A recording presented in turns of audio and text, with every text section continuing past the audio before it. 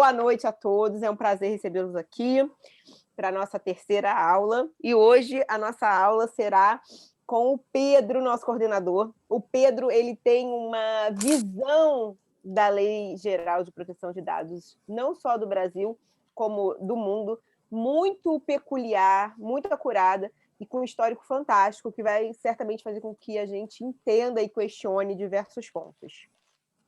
E, para começar, a gente, a partir de agora, tem um planejamento adicional de atividades. E aí, enquanto o pessoal está entrando, o Pedro vai dividir aí como é que vão ser os próximos encontros e como é que vai ser o fechamento do nosso curso. Então, gente, boa noite. Foi uma ideia que a gente teve, Renata e eu, quando a gente estava planejando essa segunda edição do curso, e a gente pensou em pedir para que os grupos elaborassem uma política de proteção de dados, porque vocês vão ver vários elementos aqui que podem ajudar na elaboração de uma política. Mas é um trabalho complicado, a gente teria que pegar um caso que vocês tivessem acesso à empresa para entender todas as operações. Enfim, não era o melhor modelo. A gente escolheu fazer o contrário. A gente escolheu fazer o que muitas vezes no escritório a gente é convidado a fazer, que é analisar uma política que já existe. A gente escolheu algumas políticas, a gente vai dividir essa turma em 5 ou 6 grupos, porque é ideal que dentro do grupo vocês tenham espaço para conversar e trabalhar e trocar ideia. E aí a gente vai pedir para vocês, ao longo das aulas, irem estudando o ponto que a gente está conversando na aula dentro daquela política. Então, por exemplo, a aula que vem, essa aula é uma aula histórica, a gente vai viajar no tempo, tá? Então tá tudo bem, hoje não vai ter trabalho com relação a isso. Mas a partir da aula que vem, a gente vai falar, por exemplo, dos princípios da lei. Né? Eu acho que vários princípios se desdobram em regras que deveriam constar das políticas. Cada grupo vai ter uma política para analisar, né?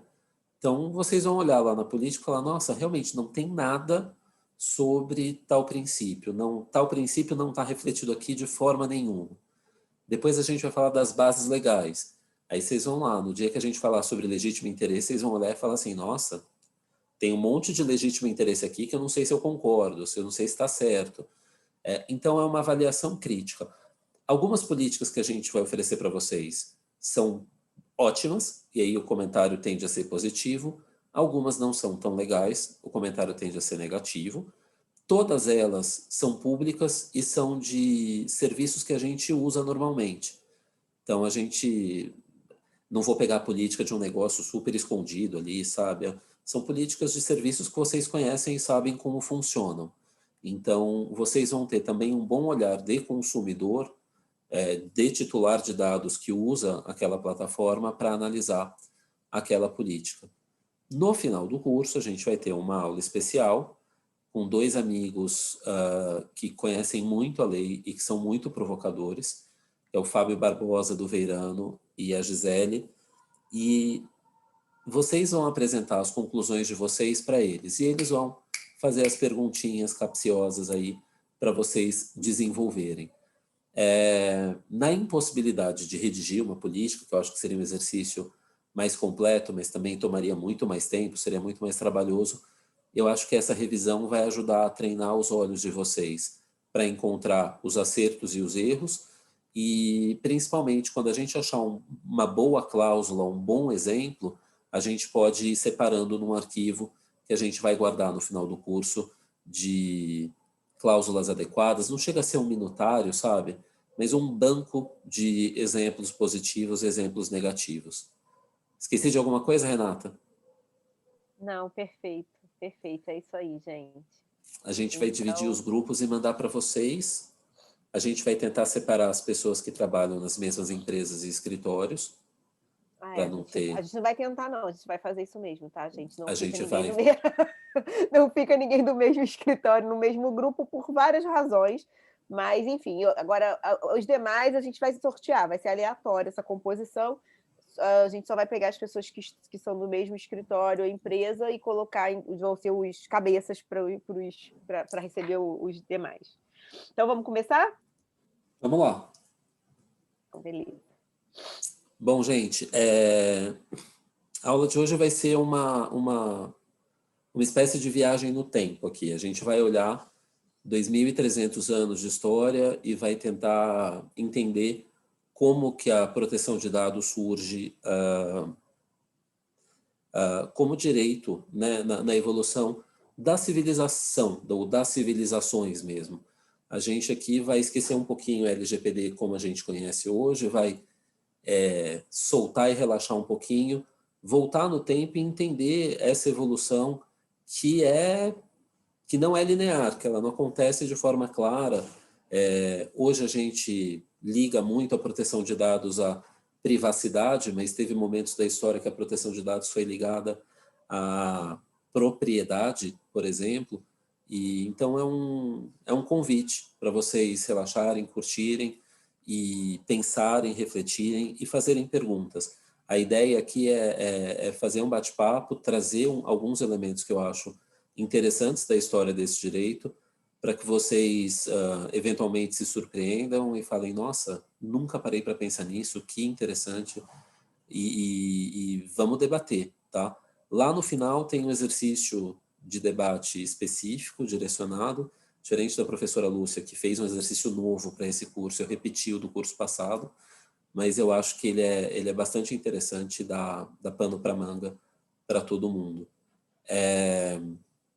Vamos lá, eu vou compartilhar aqui o meu PowerPoint. Se eu achar o mouse, vai ser... Gente.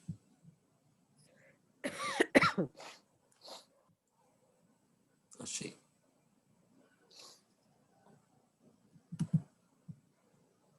Compartilhar. PowerPoint.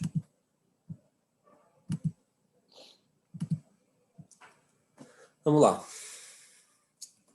Vocês conhecem esse moço aí que está na tela?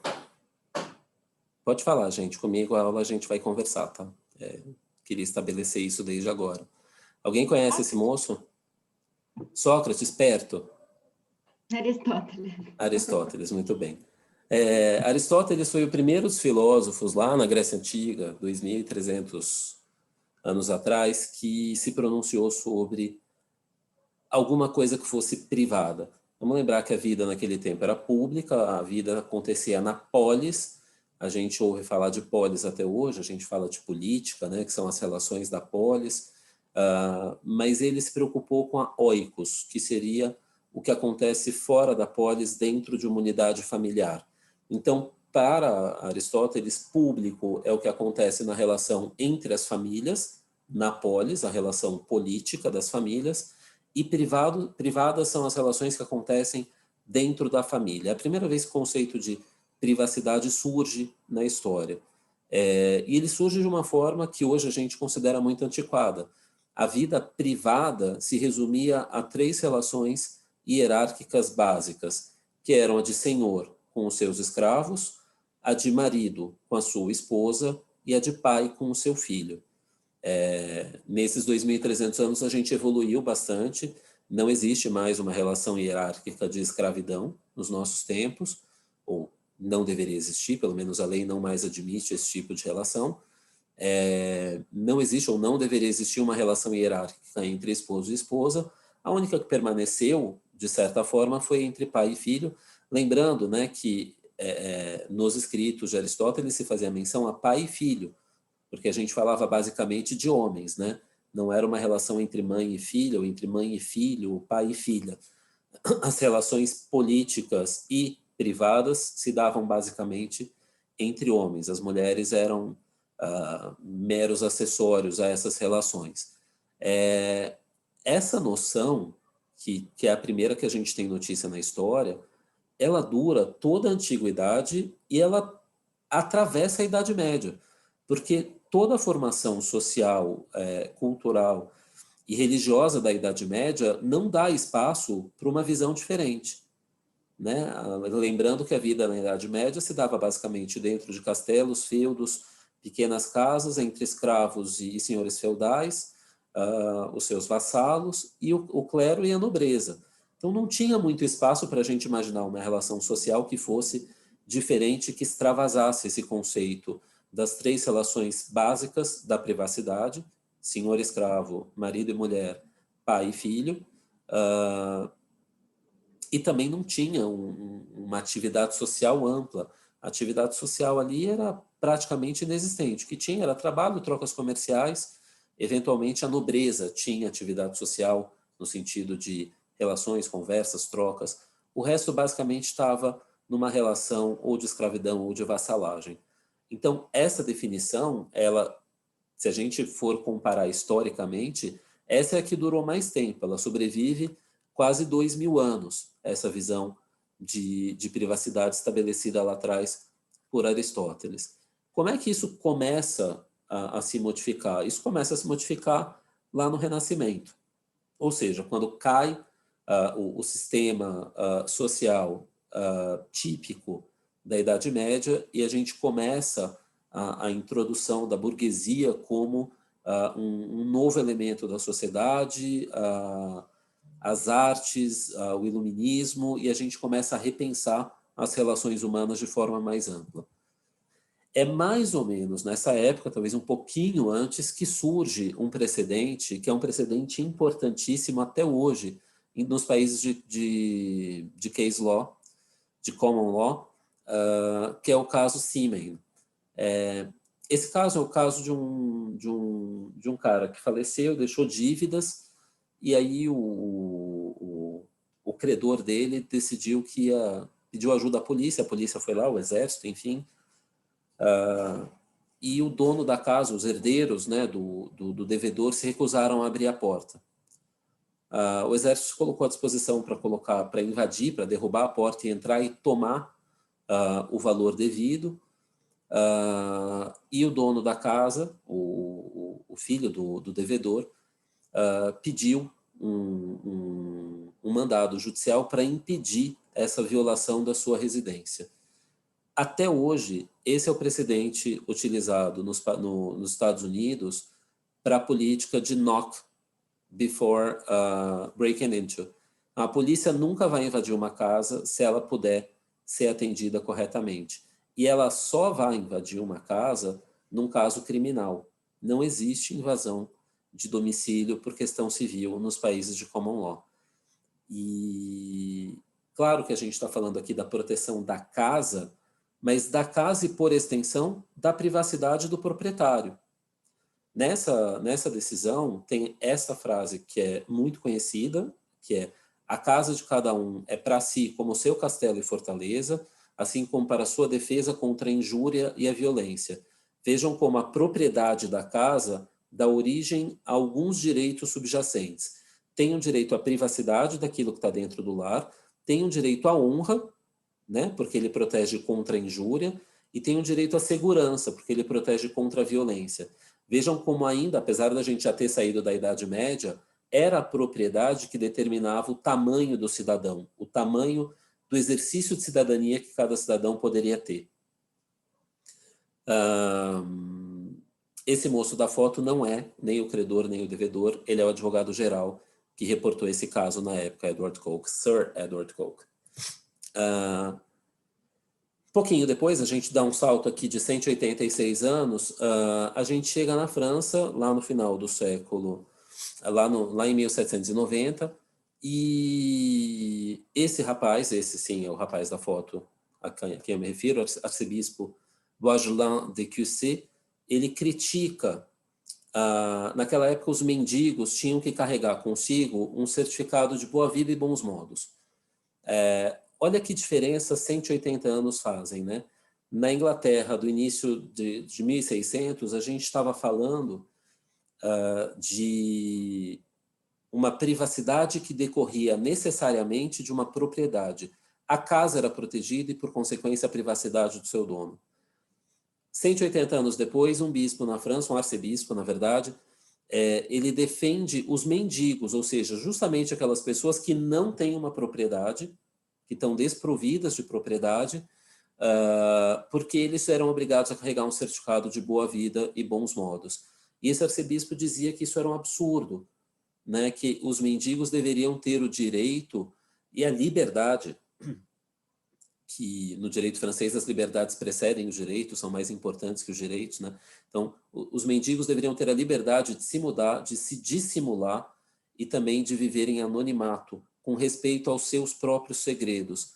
Então, olha que como a gente deixa, como a privacidade vai migrando do direito da propriedade para um direito da personalidade, vai entrando na própria pessoa.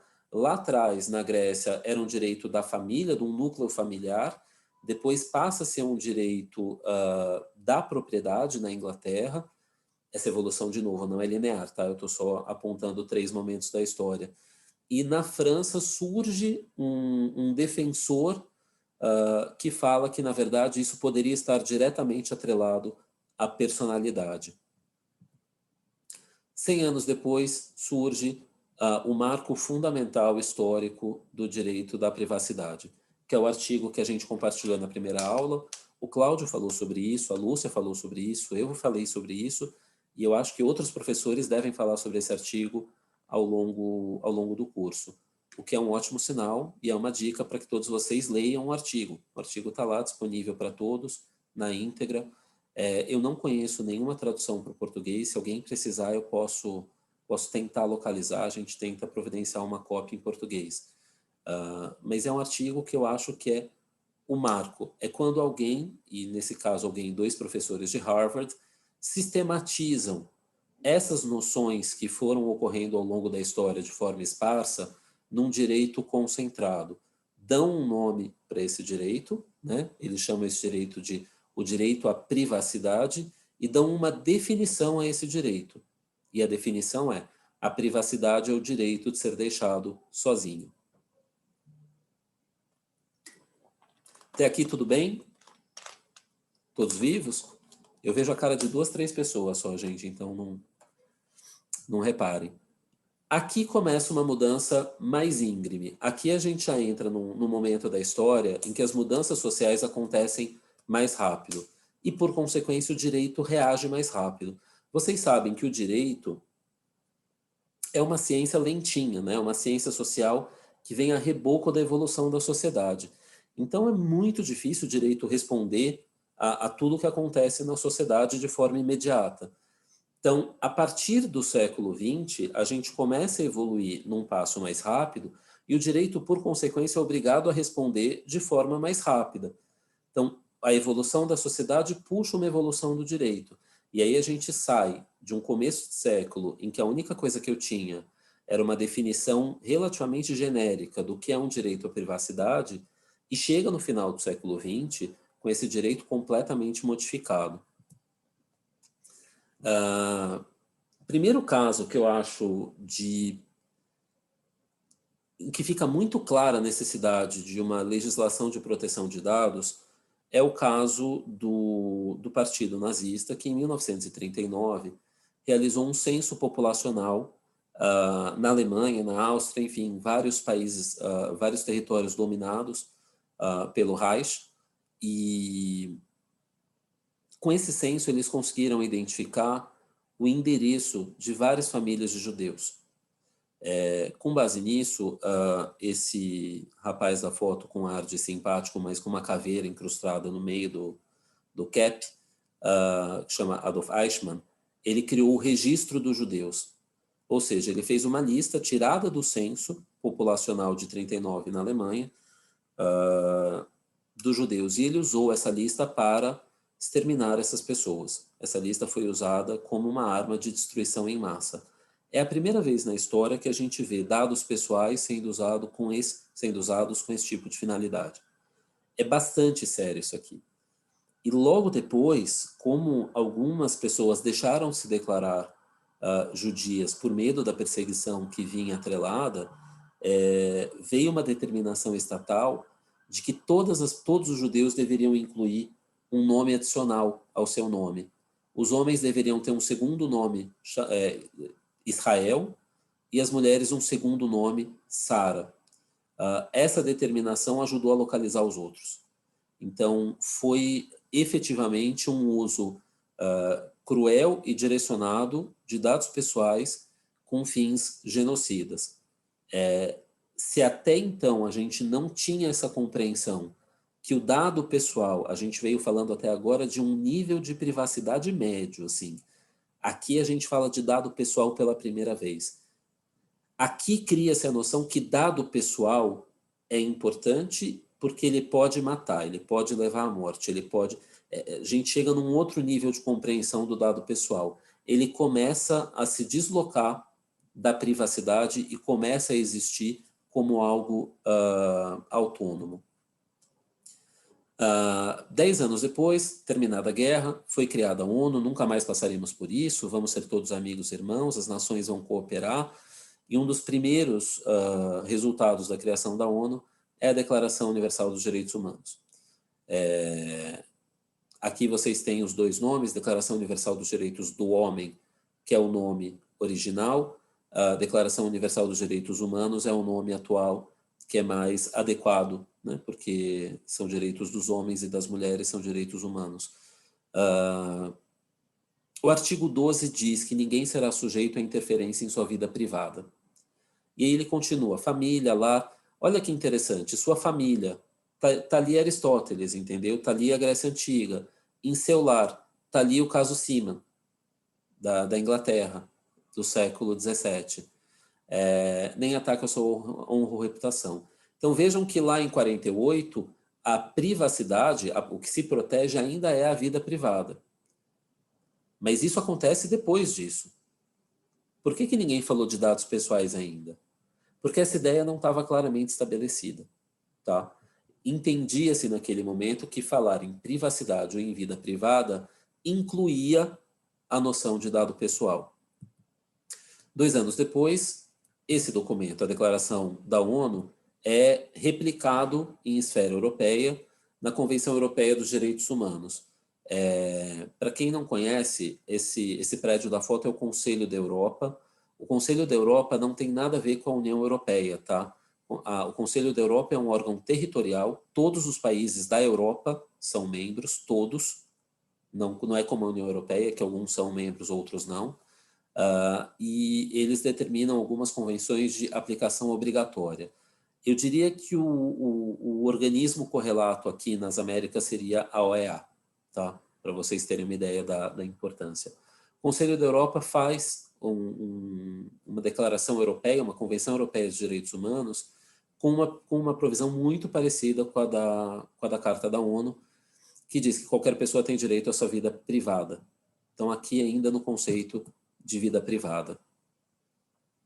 Atravessa o oceano, chega nos Estados Unidos, 1966. A gente tem a primeira legislação de habeas data do mundo, que é o FOIA, famoso FOIA, Freedom of Information Act.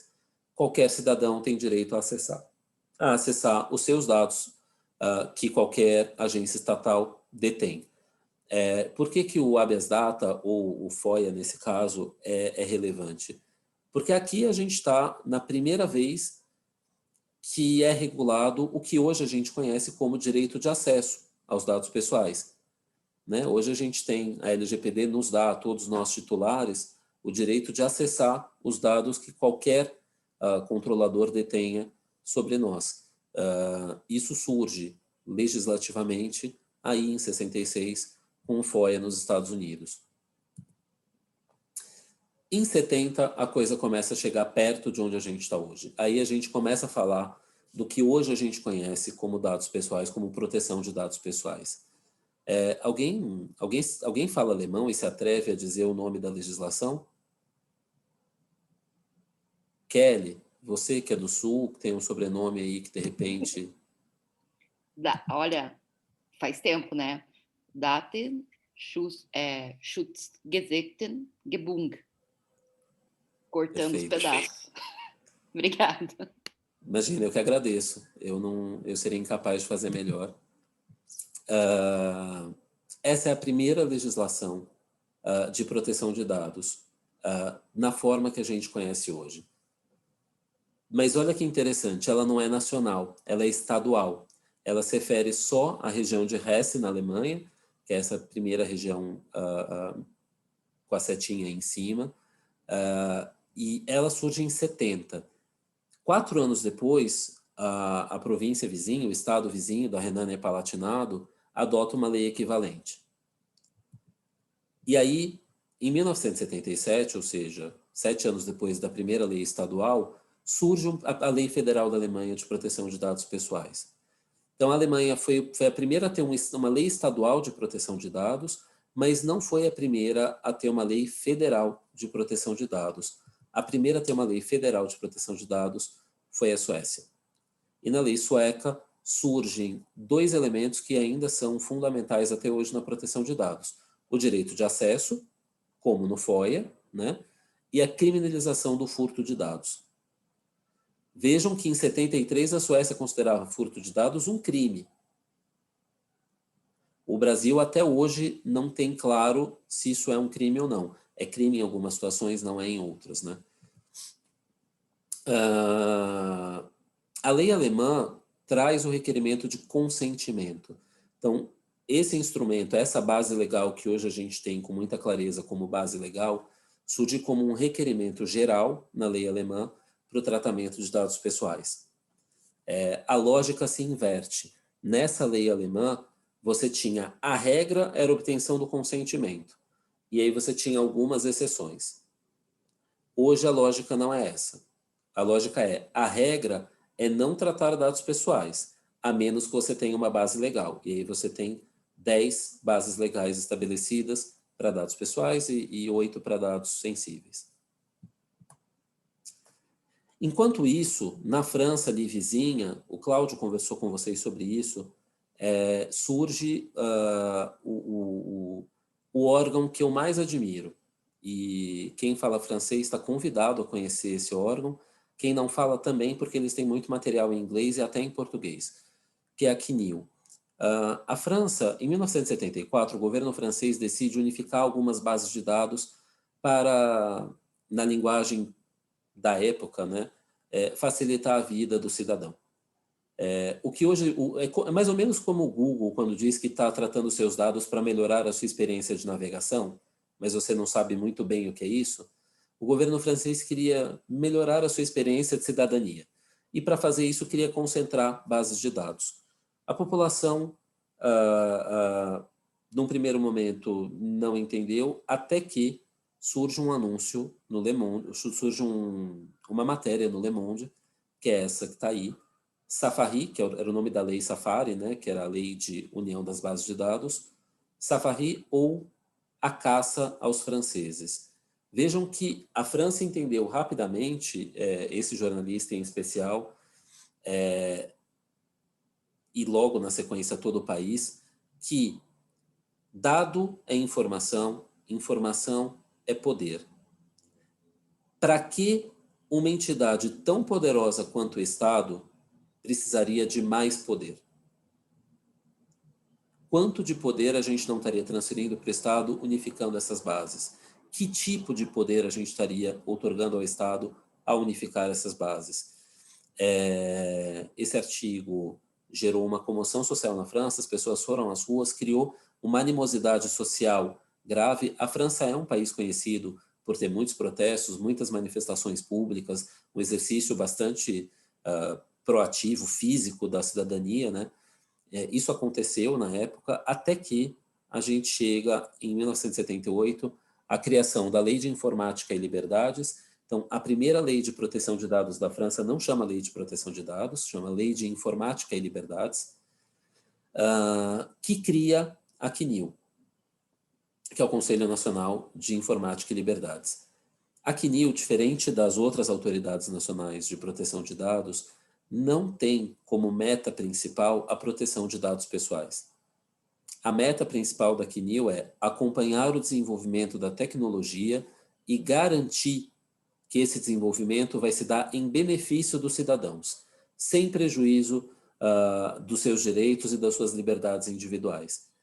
Vejam bem, a França, em 1978, criou um órgão estatal para acompanhar a evolução da tecnologia, para garantir que a tecnologia não vai interferir nos direitos dos indivíduos. Vocês conseguem visualizar o quanto isso era avançado para a época e o quanto nenhum país fez nada parecido até hoje? É um descompasso de apreciação da matéria muito grande. A França vê proteção de dados como um instrumento de defesa da própria cidadania e vê a tecnologia como um possível aliado, mas também uma possível ameaça. E por isso monitora e vai acompanhando. Eu brinco com o Cláudio é americano, ele acha que a CNIL é uma burocracia a mais. Eu já acho que é bonito ver o Estado cumprindo o seu papel de zelar pela cidadania. Aqui a coisa começa a ficar refinada. A gente já tem 3, 4, 5 países na Europa com leis específicas, até que a OCDE, que é o Clube dos Países Ricos, vamos assim dizer, cria diretrizes sobre proteção de dados. Isso por quê? Porque aqui, já em 1980, o uso dos computadores começa a ser massificado. Os computadores vão perdendo tamanho, vão ganhando potência, e a gente começa a tratar dados de forma muito mais feroz. Então, a OCDE fala, não, a gente vai ter que ter alguma diretriz, né, sobre esse aumento do uso dos computadores e sobre como os computadores vão tratar dados pessoais. Essas diretrizes não são obrigatórias, mas elas são muito bem vistas pela OCDE. Então, se alguém sonha em ser membro da OCDE, deve prestar muita atenção nessas diretrizes. É claro que as diretrizes de 80 ficaram ultrapassadas, foram atualizadas em 2013. Tá? Aqui talvez surja o instrumento mais interessante e mais importante sobre proteção de dados, o instrumento internacional. Esse é um curso da BPI, então vários de vocês têm carreira em propriedade intelectual. Vocês todos conhecem, né, os tratados internacionais de propriedade intelectual e a importância deles. Todo mundo já ouviu falar na Convenção de Berna, todo mundo já ouviu falar na CUP, todo mundo já ouviu falar no TRIPS. Em proteção de dados, a gente não tem um equivalente. A gente não tem um tratado de harmonização que claramente identifique parâmetros mínimos de proteção de dados. Isso não existe. O que chega mais perto disso é a Convenção 108. Os portugueses chamam de Tratado 108, no Brasil a gente chama de Convenção 108. Para mim, o que é mais... Tem alguns elementos importantes aí. O primeiro deles é o nome. O nome é Tratado de Estrasburgo para a Proteção de Indivíduos com relação ao tratamento automático de dados pessoais. Isso é uma coisa que eu piso e repiso com todos os meus clientes. A nossa lei, não é uma lei de proteção de dados, é uma lei de proteção de indivíduos com relação ao uso dos seus dados. Se fosse uma lei de proteção de dados, a gente fazia uma política de segurança da informação e estava tudo resolvido. O que a gente faz aqui é proteger os indivíduos com relação ao uso dos seus dados. Isso é fundamental para entender a lei. Todos os deveres que a lei impõe às empresas, aos controladores e aos operadores, têm o objetivo de proteger não o dado, mas o indivíduo titular daquele dado. Então, guardem isso, levem isso com vocês. Sempre que vocês forem ler uma política, revisar uma política, analisar uma operação de tratamento, buscar a base legal adequada, vocês não têm que pensar no dado. O dado é importante, é elemento essencial, mas a proteção que a lei dá é do indivíduo. É nossa, é de cada titular. Tá? Segundo ponto interessante sobre a Convenção 108. Ela é de aplicação obrigatória por todos os países.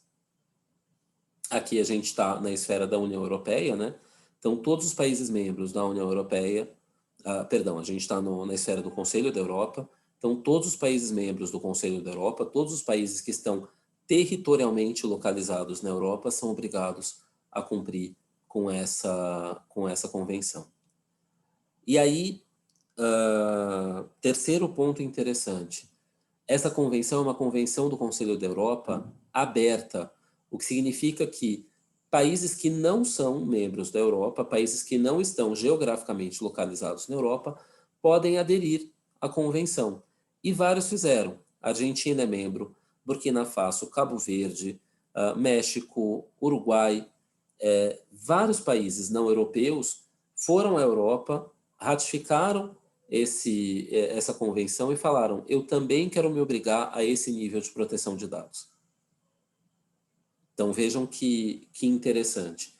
E por que eles fazem isso? Né? Por que esse movimento? Para ter justamente um compromisso internacional e poder, em alguns casos, sujeito à aprovação, trocar dados com a Europa. Né? Você se compromete a um nível semelhante de proteção. O último elemento interessante aqui o cumprimento dessa convenção pelos países é sujeito à fiscalização. E a fiscalização da Corte Europeia de Direitos Humanos, que é esse prédio aí um pouco estranho, que parece 2 tambores, 2 panelas. A Corte, ela recebe e processa e julga casos de violação da convenção pelos países. Ou seja, se o indivíduo de um país entende que o seu país não está cumprindo a convenção, o indivíduo pode processar o país. E já tem alguns casos bastante interessantes.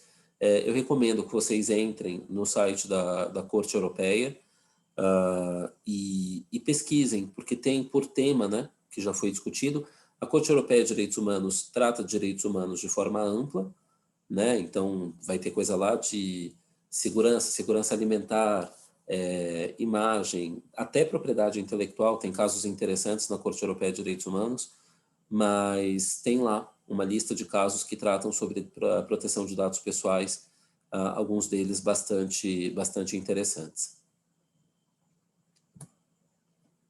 E aqui, finalmente, a gente chega no que é a definição moderna de proteção de dados. A decisão da Corte Constitucional Alemã, que cria, né, um direito. A gente fala de proteção de dados pessoais, mas talvez o nome correto do direito seja o direito à autodeterminação informativa, à autodeterminação informacional.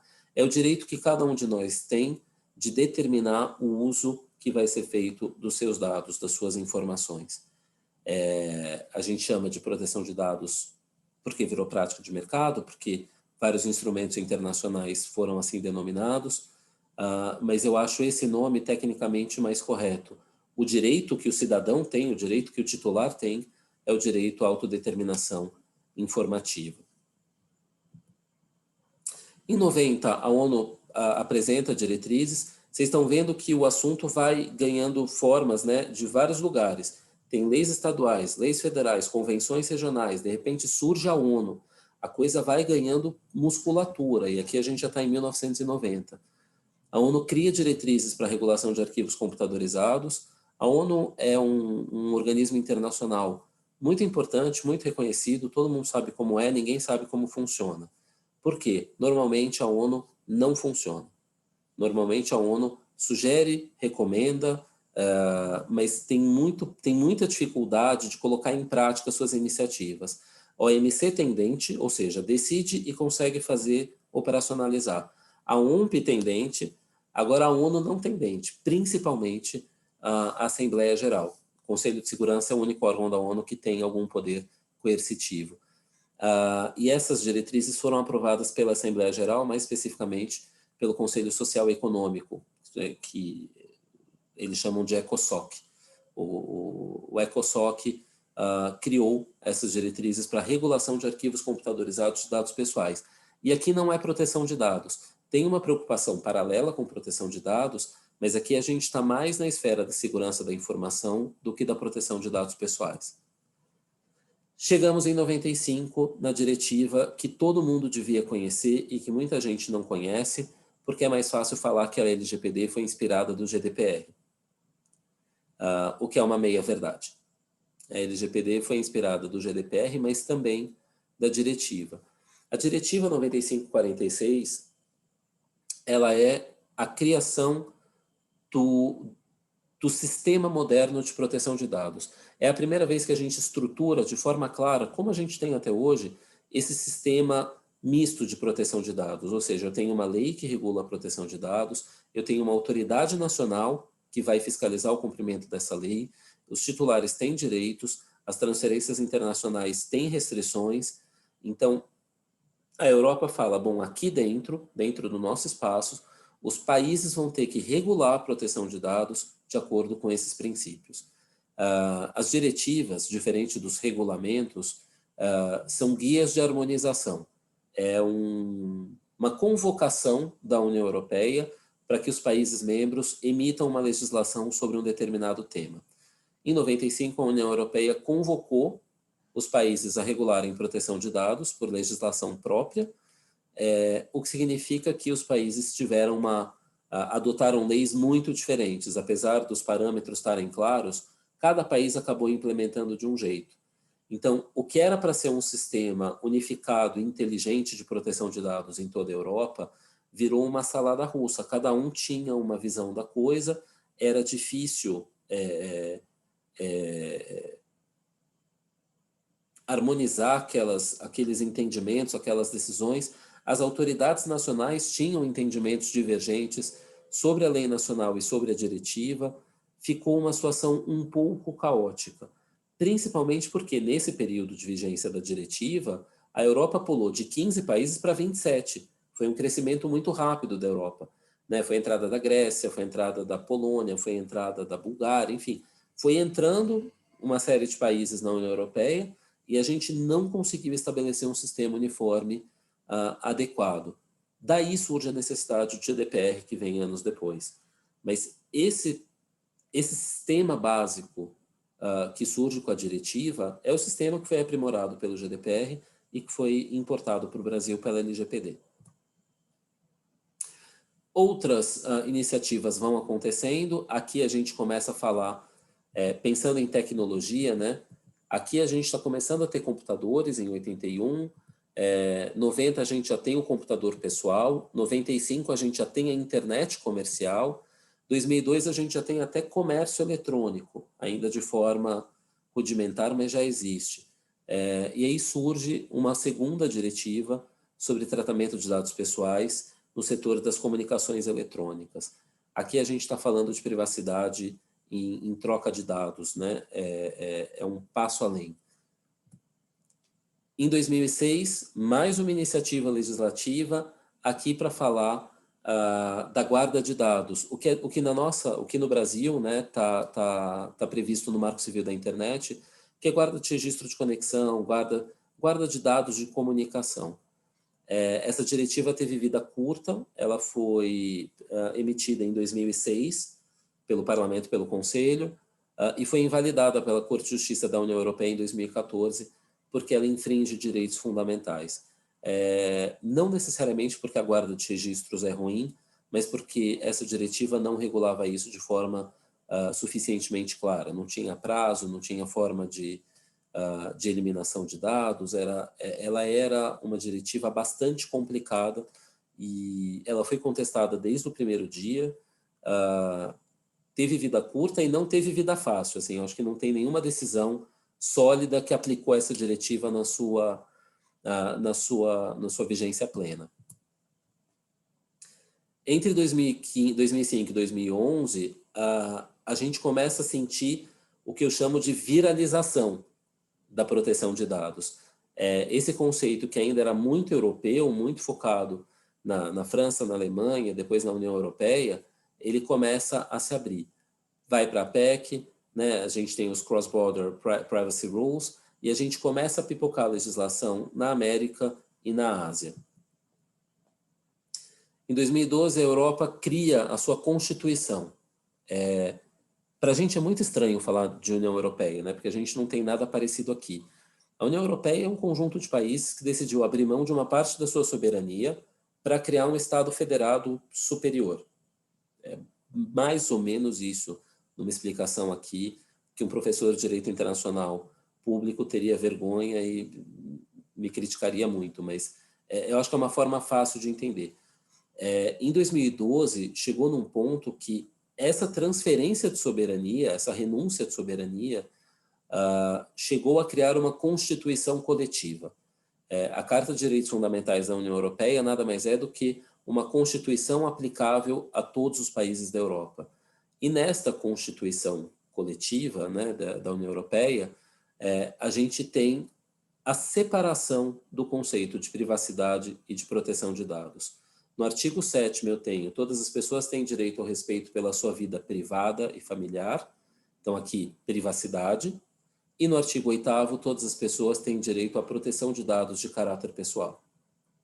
Então separou, nasceu, né? Uma coisa estava sendo gestada dentro da outra. A proteção de dados era vista como um elemento da privacidade desde há muito tempo, e finalmente em 2012 a gente tem uma legislação que separa as duas coisas.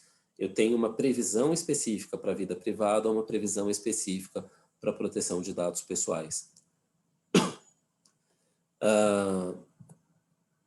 Tem mais 2 instrumentos: aquela atualização das diretrizes da OCDE e o Regulamento Europeu sobre Notificação de Violação de Dados Pessoais, que depois é incorporado no GDPR. A OEA, que, coitadinha, a gente não dá muita atenção, mas, na verdade, o primeiro movimento regional na América relacionado à proteção de dados é a Declaração de Princípios de Privacidade da OEA. São esses 12 princípios, e esses 12 princípios são muito parecidos com os princípios da nossa lei. E não é à toa, né?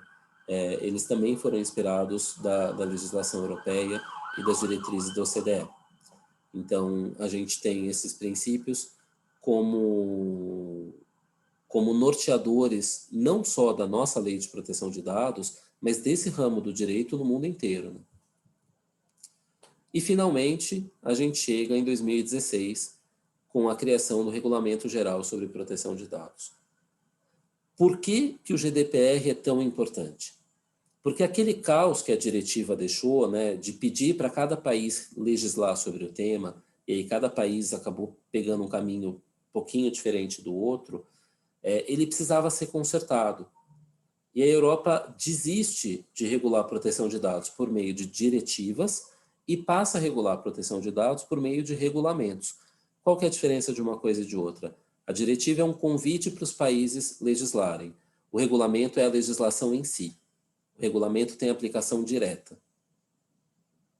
E aí eu tenho uma lei só de proteção de dados que se aplica em toda a União Europeia, diferente de antes. Mas os países continuam tendo leis próprias de proteção de dados? Sim, que servem de alguma forma como decretos regulamentadores do GDPR dentro daquele território, tá? Então, existem leis nacionais, mas todo o conceito, todo o arcabouço legislativo sólido está no GDPR. Quem já abriu o GDPR para pesquisar qualquer coisa sabe que o GDPR é uma legislação muito ampla, muito detalhada. Então, sobra menos coisa mesmo para os países legislarem. E esse detalhamento do GDPR também é decorrência do caos deixado pela diretiva. Tinha tantos elementos em conflito que, na hora de consolidar, né, ou codificar de forma unificada esses entendimentos, os países tiveram que resolver várias discrepâncias ali de entendimento. Isso é uma das explicações do porquê o GDPR é tão detalhado, né? A nossa lei fala que o consentimento tem que ser inequívoco, informado e específico. O GDPR tem 5 páginas sobre o consentimento, porque ele tinha que tratar vários elementos ali que estavam sendo discutidos nas autoridades nacionais e que ninguém tinha uma solução. A caixinha pode ou não pode estar ticada? Não sei, na França não pode, na Polônia pode. Bom, então vamos resolver aqui antes de colocar na lei. Então o GDPR tem esse papel que eu acho que nem sempre é muito divulgado. A gente fala do GDPR como se tivesse surgido por geração espontânea, né? Um dia surgiu o GDPR e aí tem que fazer a LGPD porque tem o GDPR. Não, ele é fruto de uma primeira tentativa de regulamentação que deu certo, mas que trouxe problemas. E ele pretendia consertar esses problemas, e é cedo para falar, o GDPR está em vigor há 3 anos, na verdade vai fazer 3 anos que ele está em vigor mês que vem, né? São 2 anos e 11 meses, mas não dá para negar que a solução que o GDPR traz para a Europa é muito mais eficiente do que a solução que a diretiva trazia. Não só porque a lei evolui, porque ela fica mais refinada, ela fica mais de acordo com o seu tempo, mas também porque ela cria um entendimento uniforme que é muito mais fácil para as empresas com base na Europa chegarem a esse patamar de proteção. Essa imagem aqui do lado, né, do texto, vocês vão ver que tem aqui Uber, Viagogo, Facebook, Mojo, Ticketmaster, Cabify.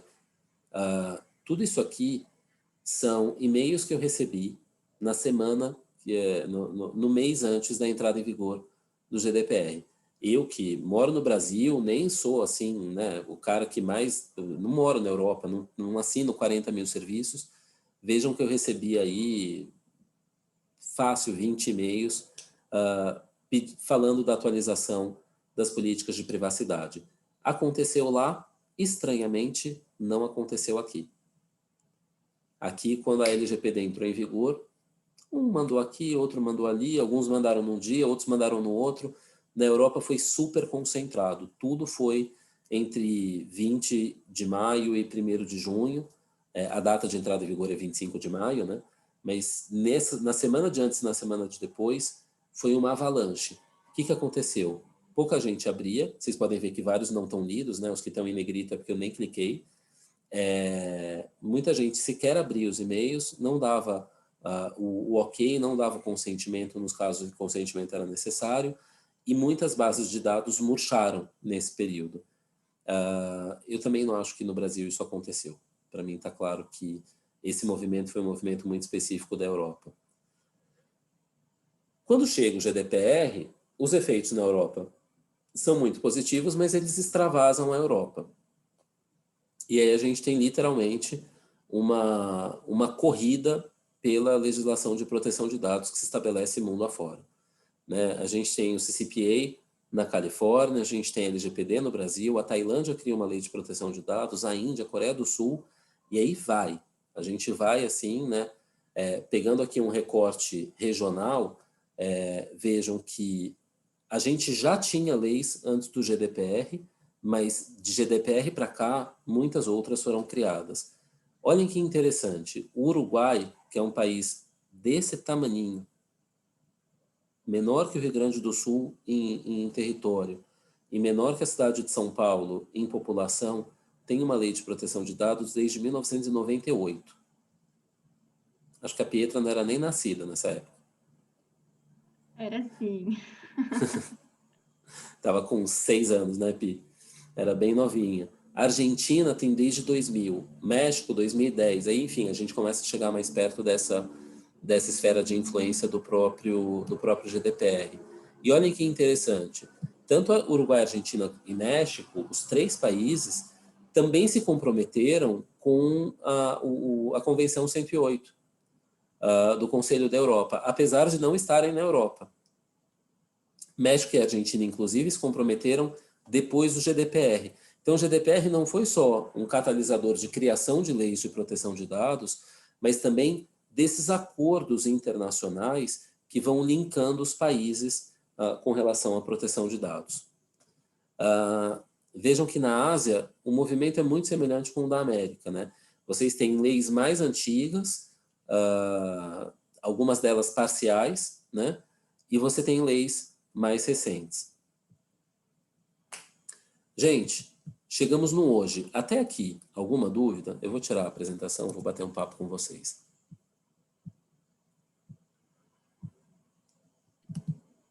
É muita historinha, né? Tipo, é longa trajetória. Isso é uma coisa que chama atenção. Eu estou me aproximando desse tema agora, né? Então, é toda uma história a ser contada, a ser entendida. Obrigada pela apresentação clara dessa trajetória. Imagina, mas veio, né, de uma necessidade minha de entender, porque quando você começa a trabalhar na área, alguém às vezes te recomenda um livro, né, ou te conversa um pouco sobre o tema e chega para você e fala, então, tem o GDPR, e aí a gente tem uma lei nacional agora, e aí, não é possível, né, alguma coisa a mais está envolvida. Eu acho que essa história é muito interessante porque ela nos dá uma noção de privacidade. A sociedade não viveu sempre como a gente vive. Esse conceito de ter uma casa, ter um quarto próprio, morar sozinho, né? Isso são coisas muito recentes, né? Hoje, qualquer família de classe média quer que o filho tenha um quarto e a filha tenha outro. é fundamental, né, para o desenvolvimento, não sei o quê. Imagina, a família do meu avô morava todo mundo num cômodo só, assim, 9 filhos, dorme aí, deita aí, tá tudo bem. Então, a evolução da sociedade foi trazendo um refinamento para o direito, e o GDPR, isso, eu gosto de dizer isso, o GDPR é um instrumento legislativo muito refinado. E não existe lei refinada sem um processo de refinamento. Não nasce assim, não brota, né? Ela é fruto de alguma coisa. E eu fui entender por que o GDPR é tão específico. Não é normal você ver leis tão específicas, né? Que entrem no detalhe das situações. E aí você fala, poxa, é verdade, né? Eles ficaram 20 anos brigando para ver se podia ficar ticado ou não podia ficar ticado o campo de consentimento. Você entende de onde vem tudo aquilo. Obrigado pelo teu comentário, Kelly. Eu acho que é um pouco isso. Essa história... E a gente não acaba hoje, né? Esse é um direito muito recente. A gente vai para a faculdade aprender lá, né? Eu entrei na faculdade em 2001. Cara, direito civil, direito penal, direito tributário, administrativo, são direitos que existem desde Roma.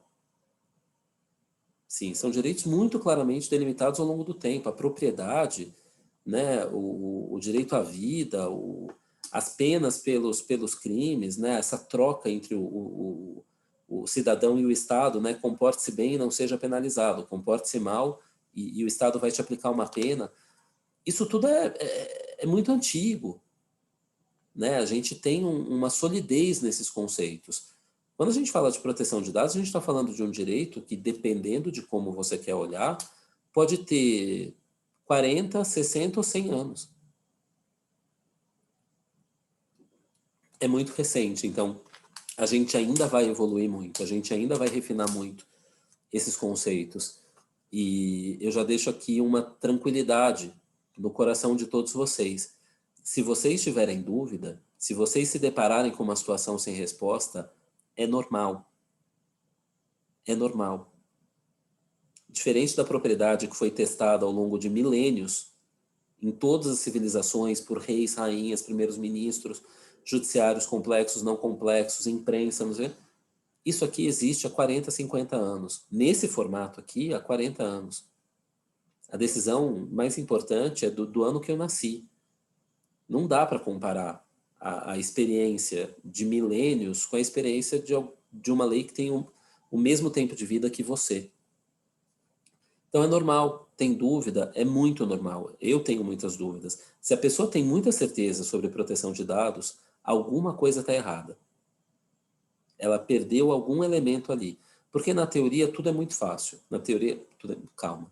Não é que tudo é muito fácil. Na teoria a gente consegue achar as definições adequadas para cada um dos elementos.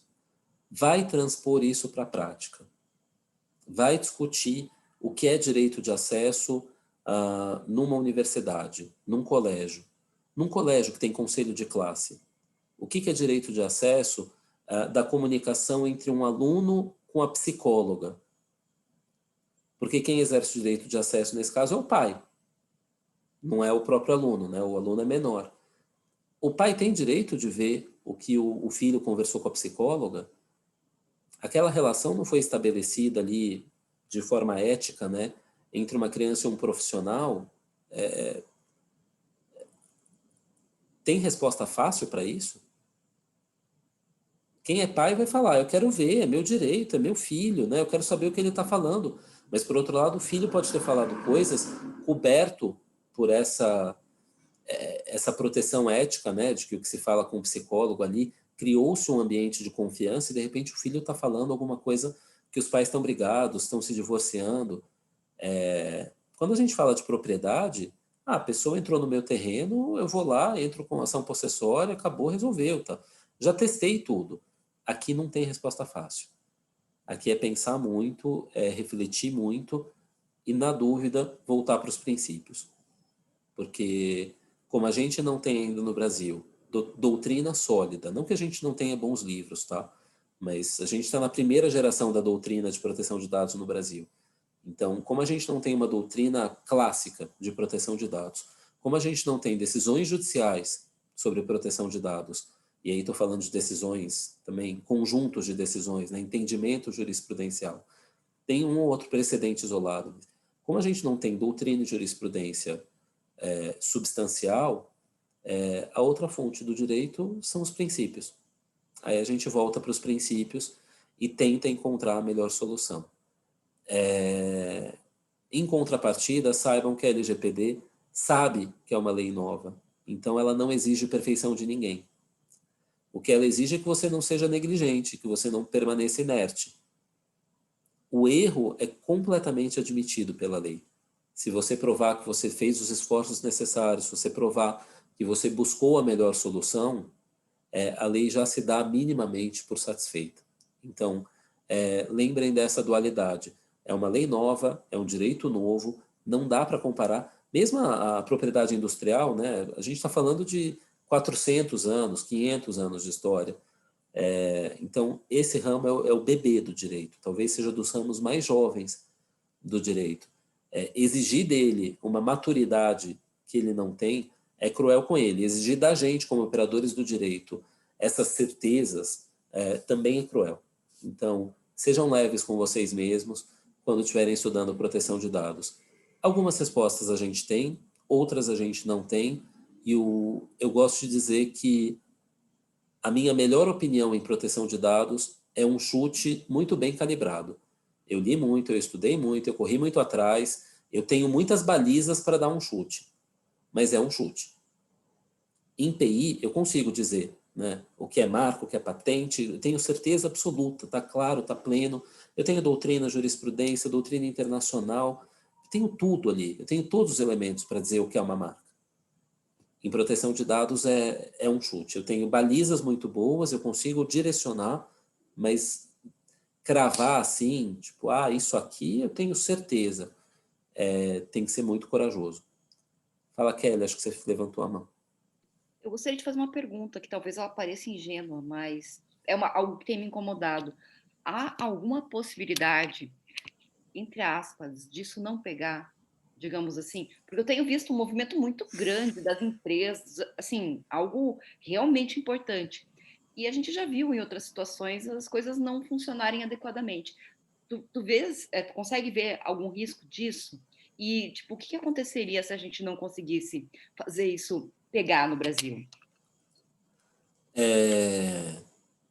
Excelente pergunta, né? Interrompe a gravação, gente, por favor. Brincadeira. Eu vejo um risco de não pegar. Eu acho que é um risco muito pequeno. A lei ela é muito sólida, ela não é tão refinada quanto o GDPR. Eu vou fazer um comparativo pequenininho aqui das duas, tá? Bem superficial. Ela não é tão refinada quanto o GDPR, mas ela é inspirada dele, então ela traz muitas das lições que a Europa aprendeu. A existência de uma autoridade nacional é fundamental para a lei pegar. Então, era uma angústia pessoal minha ver a lei ali e cadê a autoridade? Cadê a autoridade? Aí, de repente, surge a autoridade que é só um papel. Aí, de repente, surge um site. Surgem diretores. Aí, de repente, a autoridade começa a ganhar forma e hoje a gente já tem uma ideia de autoridade mais clara. Enfim, a autoridade tem agenda regulatória, tem emitido documentos de forma constante. Então, já existe. Mas era uma preocupação minha. Sem autoridade, a chance era muito maior da lei não pegar. Acho que com autoridade ainda existe. Mas o que eu acho que vai acontecer não é que ela não vai pegar, é que ela vai pegar devagar.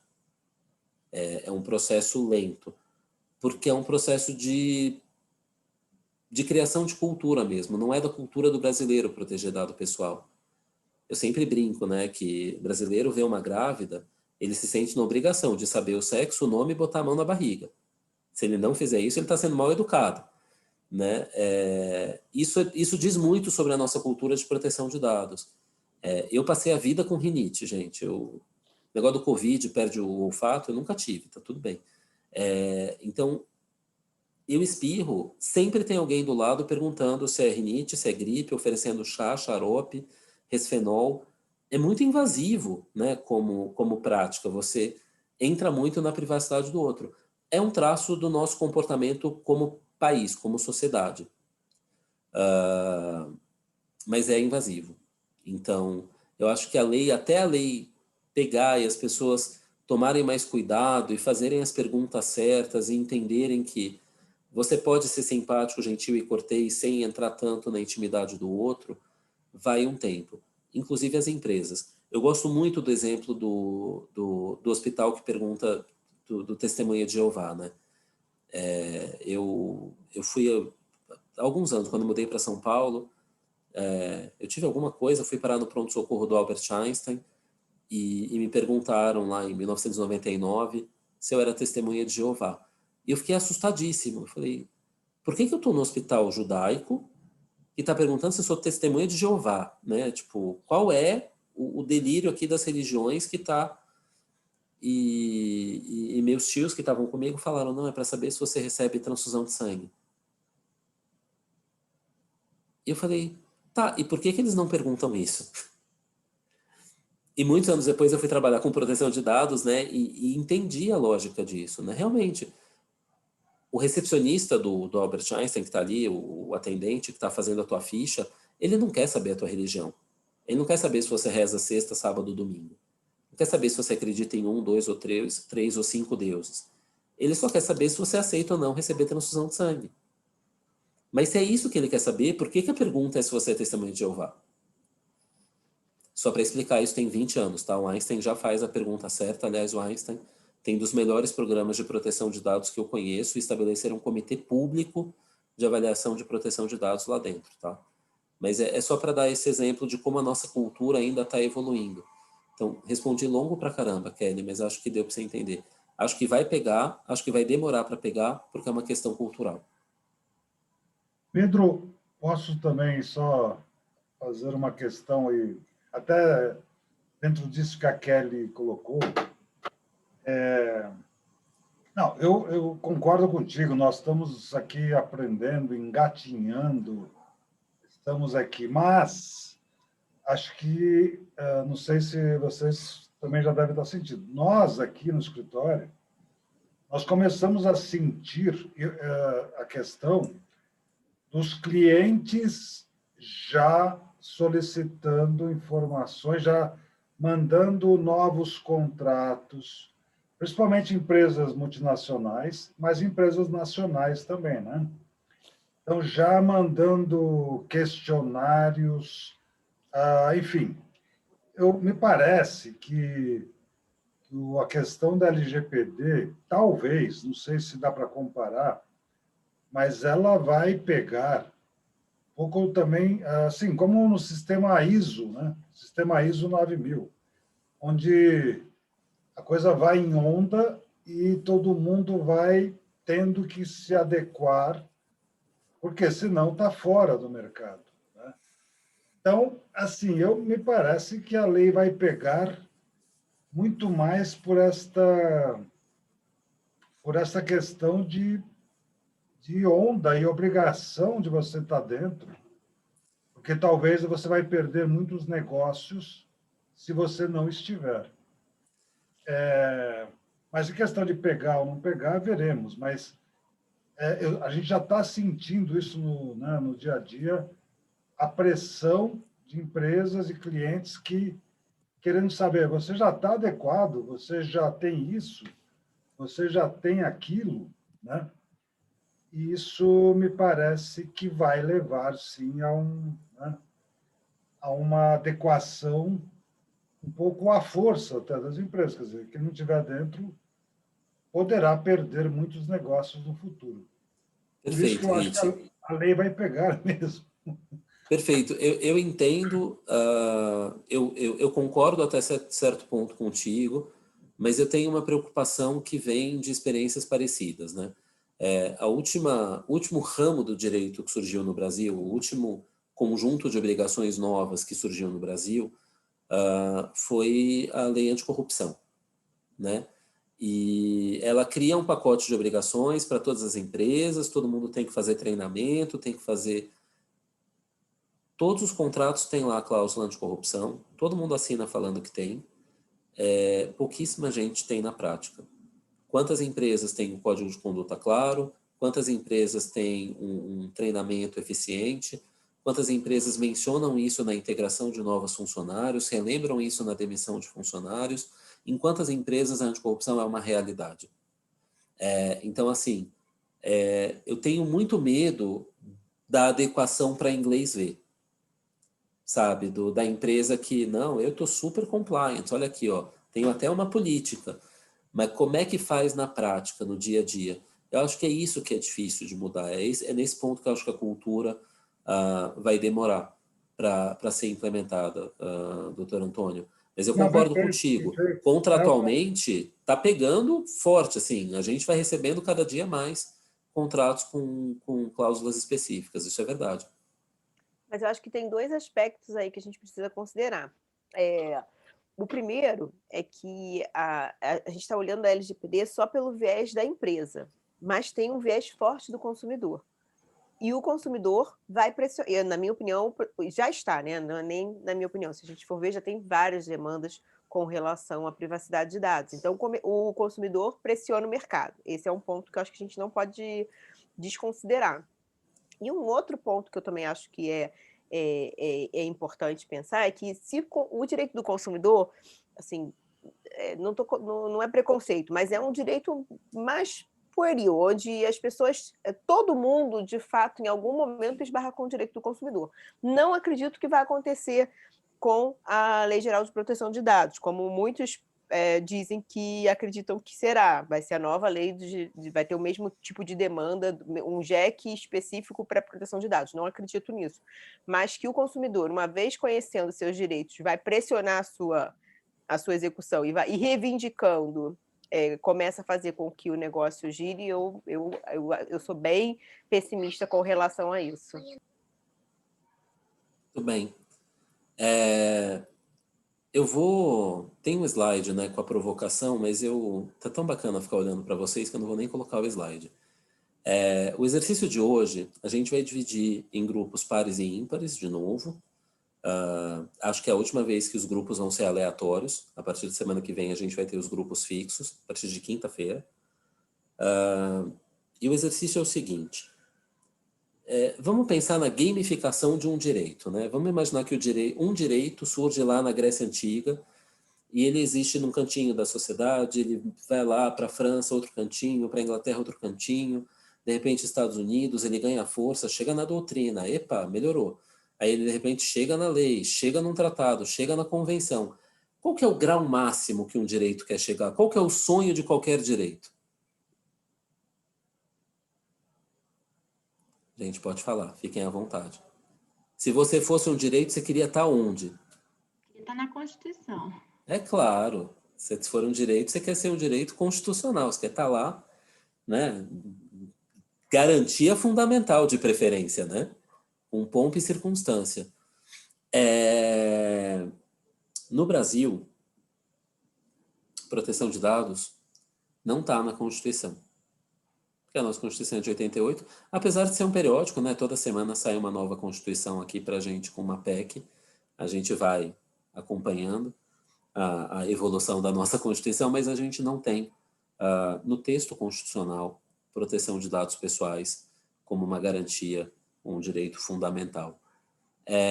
Os grupos pares vão ter que me convencer do porquê que a proteção de dados deveria ser um direito previsto na Constituição.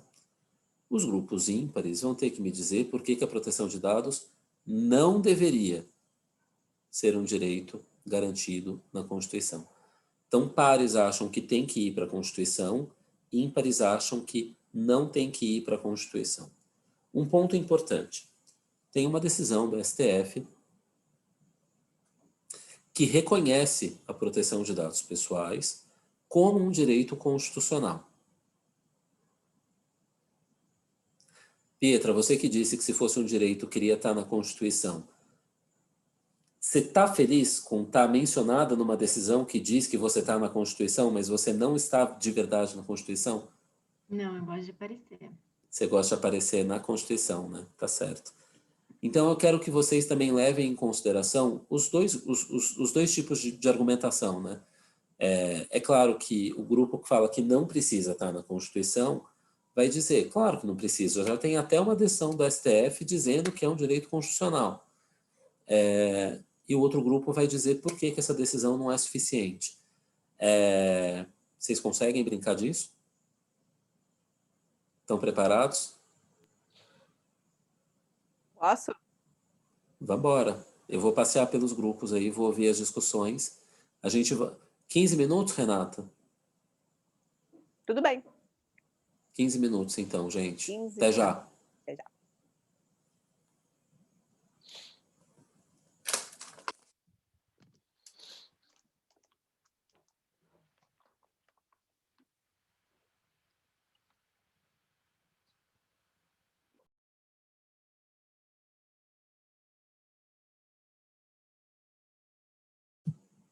Olá, voltei. Estou mexendo aqui no PowerPoint para deixar no ponto. Olha, eu passei nos grupos, teve um grupo, coitado. Eu ia dar um spoiler, aí saiu na hora. A gente falou que era propaganda. Foi muito absurdo. Deixa eu botar o fone para melhorar.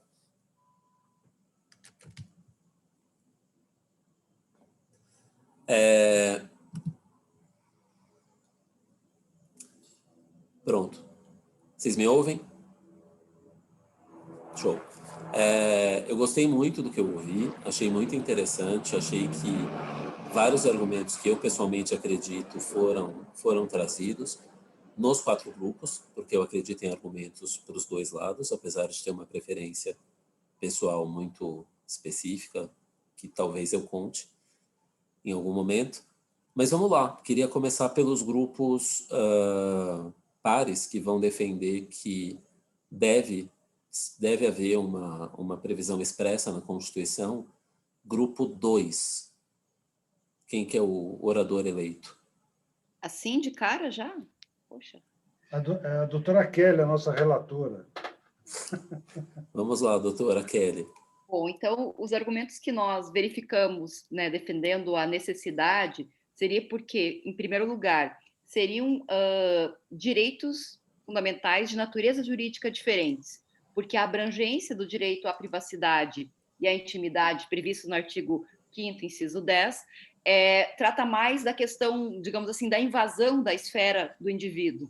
E o direito à proteção dos dados não necessariamente invadiria a esfera do indivíduo, embora pudesse trazer prejuízo a ele, como um direito fundamental que deveria ser defendido. Inclusive, também, se alguém pudesse alegar que dentro da esfera de liberdade poderia estar abarcado, também se entende que a liberdade é um conceito muito amplo e também não abarcaria isso. Então, por se tratar de um direito muito específico que ele deveria ser protegido como tal. E um dos exemplos, não vamos usar o seu, né? Que é sacanagem. Mas um dos exemplos que a gente pensou foi, por exemplo, no caso da internet do comportamento, que utiliza nossos dados para nos vender produtos específicos por meio de canais que nós disponibilizamos, que não necessariamente invade nossa esfera de privacidade, mas, ao mesmo tempo, utiliza dos nossos dados, entre aspas, contra a gente, porque acaba nos deixando suscetível àquilo que nós mais desejaríamos, por exemplo. E a gente acaba comprando sem saber que está sendo induzido a fazer isso. Seria uma coisa que poderia ser um efeito colateral da não proteção adequada dos dados. E por que a decisão do STF, que a gente não sabe qual é, e é uma pergunta que a gente quer te fazer na sequência, não seria suficiente? Então, em tese, por quê? A composição do STF, ela é uma composição que alterna-se, e agora tem uma alternância bastante grande, portanto, a própria concepção pode ser alterada, assim como mesmo com a mesma composição, a gente sabe que são pessoas, elas podem alterar. Alterar uma decisão do STF é muito mais fácil do que alterar a Constituição, em tese. Tratando-se de cláusula pétrea, ao se inserir não poderia mais ser retirado, mas, né, também pode ter outras coisas que poderiam acabar com a Constituição. Então, é tudo em tese. Acho que, pessoal, doutor Antônio, doutora Thais, mais alguma coisa? Perfeito, Kelly, muito bom. Excelente. Dificultou muito para o grupo 4, que vai ter que complementar essa argumentação. Ai, gente, desculpa, podia ter deixado, né? Então, brincadeira. Não, aqui é para ganhar, entendeu? Quem fala mais e melhor ganha, que não é colaborativo. Grupo 4, quem que é o nosso relator? Bom, acho que serei eu. E a nossa discussão foi basicamente na mesma linha do grupo 2, a gente tratou exatamente dos mesmos temas. A questão de constitucionalizar a questão, o tema em si, né, nos pareceu pacífico, até porque o próprio STF já entendeu como uma matéria feita ao direito constitucional e tratou isso como matéria constitucional. Acreditamos nós que, com base na questão do direito fundamental à intimidade e à vida privada, mas considerando a proteção de dados, inclusive com base no que foi exposto ali no início da apresentação, como um direito do indivíduo em relação aos seus dados pessoais, em algum momento, em alguma medida, essa garantia fundamental de proteção da vida privada e da intimidade pode não ser suficiente para alcançar o que se enquadra dentro do conceito de dado pessoal. E aí, nesse ponto, é que seria necessário, então, uma previsão específica ali no rol dos direitos fundamentais do artigo 5º da Constituição, para que haja uma previsão clara e específica com relação a esses dados, para que não haja no futuro esse tipo de discussão e controvérsia, se a garantia fundamental do artigo 5º, inciso 10, seria suficiente para um caso concreto, especial, tratando-se da proteção de um dado X, que possa não ser caracterizado como integrante do direito à intimidade ou vida privada do indivíduo. Mas Excelente, a Pedro. discussão foi nesse mesmo sentido do grupo 2. Alguém do grupo 4 quer complementar? Não? Então vamos ao contraponto. Eu quero alguém do grupo 1 que destrua essa argumentação da Kelly e do Pedro, prove que eles estão absolutamente errados e que de jeito nenhum a gente pode colocar a proteção de dados na Constituição. Pessoal, fui eleita aqui como relatora. Seguinte, a gente tem que pensar no panorama brasileiro. Nosso legislativo está atolado de projetos, está atolado de coisa, ninguém dá conta de fazer nada, e a gente acha que essa emenda à Constituição ela seria só mais uma dificuldade. Isso só deixaria o tema um pouco mais complexo, a gente faria uma coxa de retalhos, se toda vez que a gente pensar que um direito surge e a gente tem que fazer um remendo ali na Constituição, a gente vai deixar o legislativo louco, né? Porque eles vão ter que pensar nisso a cada 5 anos. O mundo está evoluindo de uma maneira muito rápida. E é por isso que a gente defende a interpretação extensiva da Constituição, porque a proteção de dados já está implícita, já está ali no direito à privacidade, direito à dignidade humana, que é um conceito aberto, que é um conceito que admite interpretação, no direito à intimidade, e a gente já tem uma decisão do STF nesse sentido. A gente vê que seria só mais seria redundante falar novamente, colocar isso dentro da Constituição, daria mais trabalho, seria um processo custoso para o nosso país, e a gente acha também que esse entendimento da proteção de dados, tudo isso já está sendo construído, então é um caminho sem volta. Não tem como falar que a intimidade não abrange a proteção de dados hoje em dia, porque todo mundo que já estudou um pouquinho de proteção de dados sabe que ela está ali dentro, que faz parte da nossa privacidade, enfim. Então, a gente acha que, além disso, além de tudo isso, que a lei não é suficiente, que o importante é essa mentalidade coletiva, que é que as pessoas compreendam o conceito, que é o STF aplicando o conceito, que as decisões judiciais entendendo do que se trata, e da desnecessidade, então, da emenda à Constituição. Muito bom. Muito bom. E aí, para terminar de destruir, o grupo 3. Bom, acho que eu fui eleito de novo como relator aqui. Bom, a ideia do grupo foi justamente, caminha bem no sentido do que foi mencionado agora pelo grupo 1, e justamente aborda os comentários usados pelos grupos 2 e 4, depõem contra a argumentação ou a necessidade de inclusão na Constituição. Por quê? A gente já está trabalhando com temas constitucionais. Então, o direito à intimidade, o direito à privacidade, tudo isso já está garantido constitucionalmente. Não haveria a necessidade de fazer uma redundância, de incluir algo que já está garantido. a lei ela vem para regulamentar a sua aplicação. E hoje a gente está tratando de assunto completamente novo, ainda incerto e muito indefinido. Então, enfrentar toda a dificuldade para consolidar uma matéria que ainda não está definida, que ainda não está resolvida, numa Constituição, para depois ter que fazer novas alterações, novas emendas, para fazer adaptação, para fazer qualquer correção, indo para frente, indo para trás e alterando, enquanto não tiver regulamentado, não há qualquer necessidade de incluir algo que já está tratado, que já está protegido. Então, pensando num tema de uma forma geral, que é o direito à privacidade, o direito à intimidade, que já está garantido, a lei ela só vem para regulamentar e ela pode ser muito bem tratada como uma norma intraconstitucional, tendo toda a facilidade de ser modificada posteriormente. Não sei se o meu grupo ainda quer complementar com algum outro detalhe. Não, tá perfeito. Eu adorei. Eu quero fazer uma pergunta agora que é sempre difícil de fazer quando a gente fala de opinião assim. De verdade, esqueçam o exercício. Quem acha que precisa estar na Constituição? Convicção pessoal. Faz um assim com a mão. Pedro, se permite, é o comentário justamente que a gente tinha feito antes.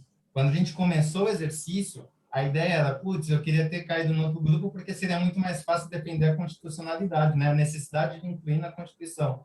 Mas depois de discutir, eu mudei completamente, eu particularmente mudei a minha ideia, eu acredito que não tenha que estar na Constituição. Mas eu te falei, porque você é advogado de contencioso, você compra a tese.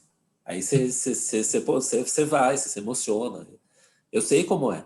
Para mim, todos os meus clientes têm razão. Mas é a minha convicção, pessoal. Muito bom. Eu gostei de todos os argumentos. Eu gostei,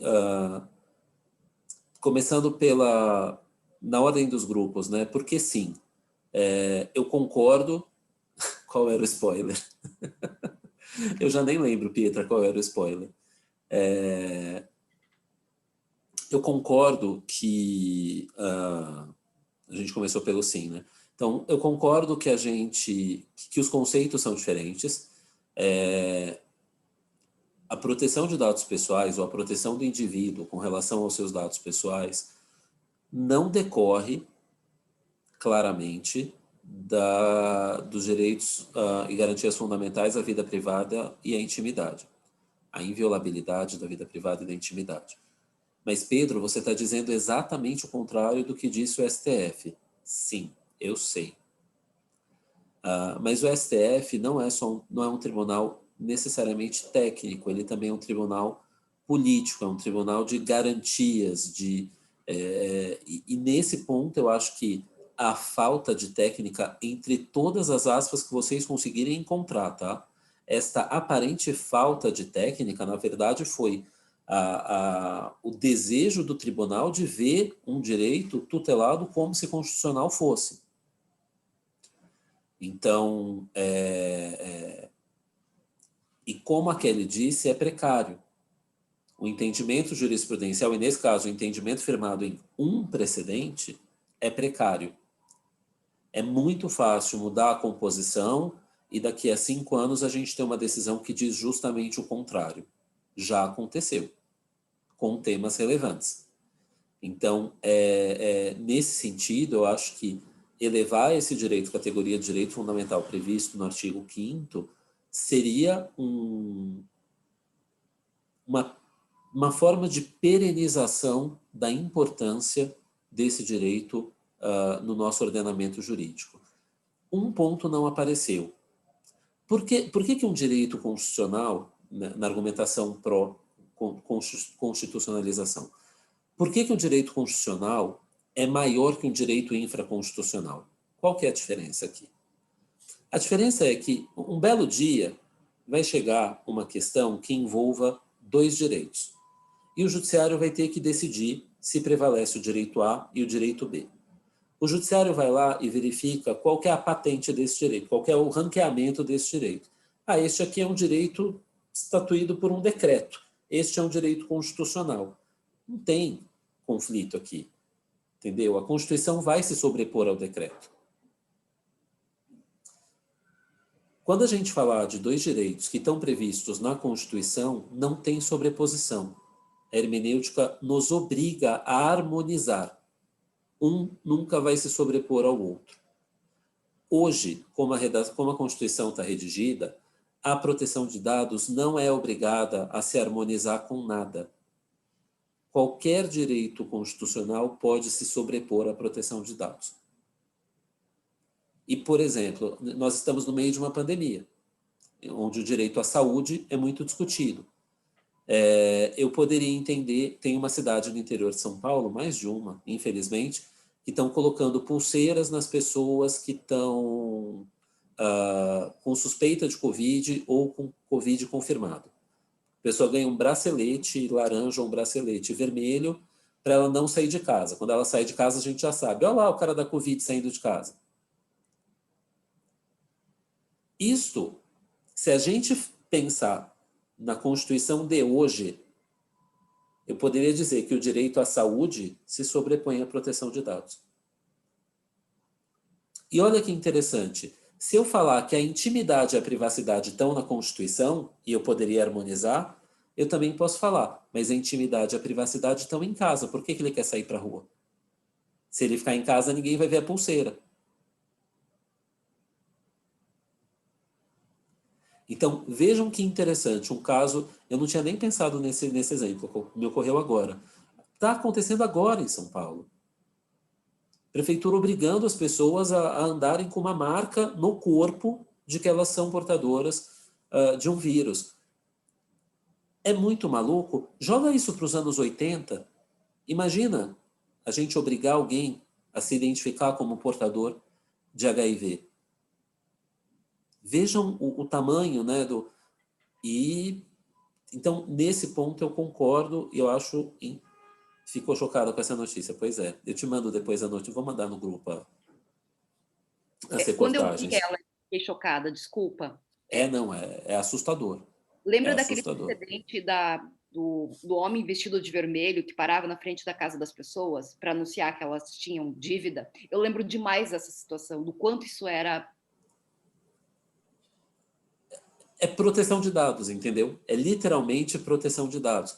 A gente às vezes pensa discriminação algorítmica, vazamento de grandes somas de dados, né? Mega vazamentos, né? Às vezes a proteção de dados ela fere a gente no mais íntimo, no mais evidente, no mais, sabe? E vamos lembrar, dado de saúde é dado sensível, né? Tem uma proteção ali, camadinha extra. Então, nesse ponto, eu concordo e complemento com os grupos pares. Indo para os grupos ímpares. Gostei muito, eu senti falta de uma defesa maior dessa decisão. Eu sei que vocês não tiveram acesso à decisão, vou mandar no grupo para vocês depois da aula, tá?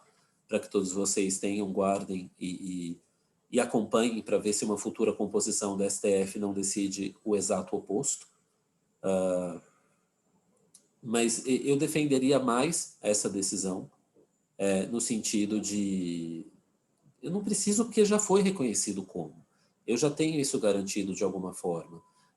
Eu gostei muito da fala do Rafael, da gente não tem clareza, né? A gente ainda não sabe para onde isso vai, não sei o quê. Mas a Constituição não tem muito detalhamento, né, Rafael? Bastaria ali um inciso, né, garantindo de forma ampla e genérica proteção dos indivíduos com relação aos seus dados nos termos da lei, que é justamente o que acontece, por exemplo, com a propriedade industrial, com o direito autoral, com a intimidade e com a honra. Né? Todos eles vêm com esse dispositivo final nos termos da lei. Aí a lei regula depois. Nesse caso, já estaria até regulado. Então, acho que já deu para perceber que, pessoalmente, eu tendo a concordar com a constitucionalização desse direito. Pedro, eu não sou advogado, talvez eu tenha pescado em algum momento, mas eu não consegui pegar aquilo que você falou sobre ali na questão da hierarquia das leis, na sobreposição de um direito sobre o outro. Eu não consegui captar assim a sua conclusão quando você falou isso. Claro, Luiz. Basicamente é o seguinte, quando dois direitos colidem, a gente tem que entender qual é o ranqueamento desses direitos. Então, um direito previsto por uma ordem, por uma regra de maior escalão, né, na pirâmide das leis, se sobrepõe a um direito previsto por uma regra de menor escalão. Como regra, tá? Isso é amplo, hermenêutica é muito, a interpretação das leis é mais complicada do que isso. Mas como regra, uma lei de maior ranqueamento sobrepõe uma lei de menor ranqueamento. O fato da proteção de dados não estar na Constituição a coloca num patamar abaixo dos outros direitos constitucionais. Saúde, vida, intimidade, privacidade, direito autoral. Entendi. Entendeu? Patente, marca, tudo isso tem proteção constitucional. Tudo isso está lá. Se algum dia eu tiver um problema prático, né, que envolva de um lado saúde, de outro lado proteção de dados, a saúde tende a vencer. Porque na análise do equilíbrio dessas forças, a saúde tem mais força legislativa, ela tem um ranqueamento legal mais alto. O ranqueamento máximo é a Constituição. E aí, quando tem dois direitos constitucionais em confronto, ninguém se sobrepõe. O judiciário é obrigado a harmonizar. Eu tenho que ver qual dos dois, em que medida vai ser aplicado no caso. Essa obrigação hoje não existe com relação à proteção de dados. Esse talvez seja o elemento mais delicado do porquê a proteção de dados deveria ser constitucionalizada. Eu tenho um outro que é comportamental, né? Eu sou muito organizado, eu gosto das coisas nos seus devidos lugares. Eu acho que lugar de direito fundamental é na Constituição. Simples assim. E eu acho que a proteção do indivíduo com relação aos seus dados é um direito fundamental. Mais do que isso, é uma garantia fundamental, até porque é oponível ao Estado. Lembrando que a Constituição é o lugar onde a gente guarda os direitos que nós podemos opor ao Estado. A Constituição é um instrumento de proteção do cidadão contra o Estado. Então, não só porque a Microsoft vai pegar o meu dado, não sei o que lá. Não, o Estado pode pegar o teu dado, não sei o que lá. Então, quando a gente eleva isso a uma proteção constitucional, a gente coloca mais uma camada de proteção com relação ao próprio Estado, que, aliás, é dos temas menos discutidos em LGPD, né? É a adequação da administração pública à lei. Mas isso é tema para outro dia. Obrigado, valeu. Imagina. Valeu demais. Meus caros, acabou o nosso tempo de aula regulamentar, a gente está aqui no limite. Eu tinha mais alguns slides, eles vão estar na plataforma, eu vou mandar para vocês, vocês vão poder acessar. Eu coloquei lá a Constituição Portuguesa e a Constituição Mexicana, que são dois exemplos muito interessantes de formas de constitucionalização de dados pessoais. Os portugueses ultra sucintos, texto curtinho, direto, objetivo, né? E os mexicanos, escreveram uma novela sobre proteção de dados para colocar na Constituição. Tem a forma da autoridade, a forma de tomada de decisão. A gente acha que a nossa Constituição é longa, a do México, gente, é maravilhosa. Eu coloquei os textos para vocês terem em mãos.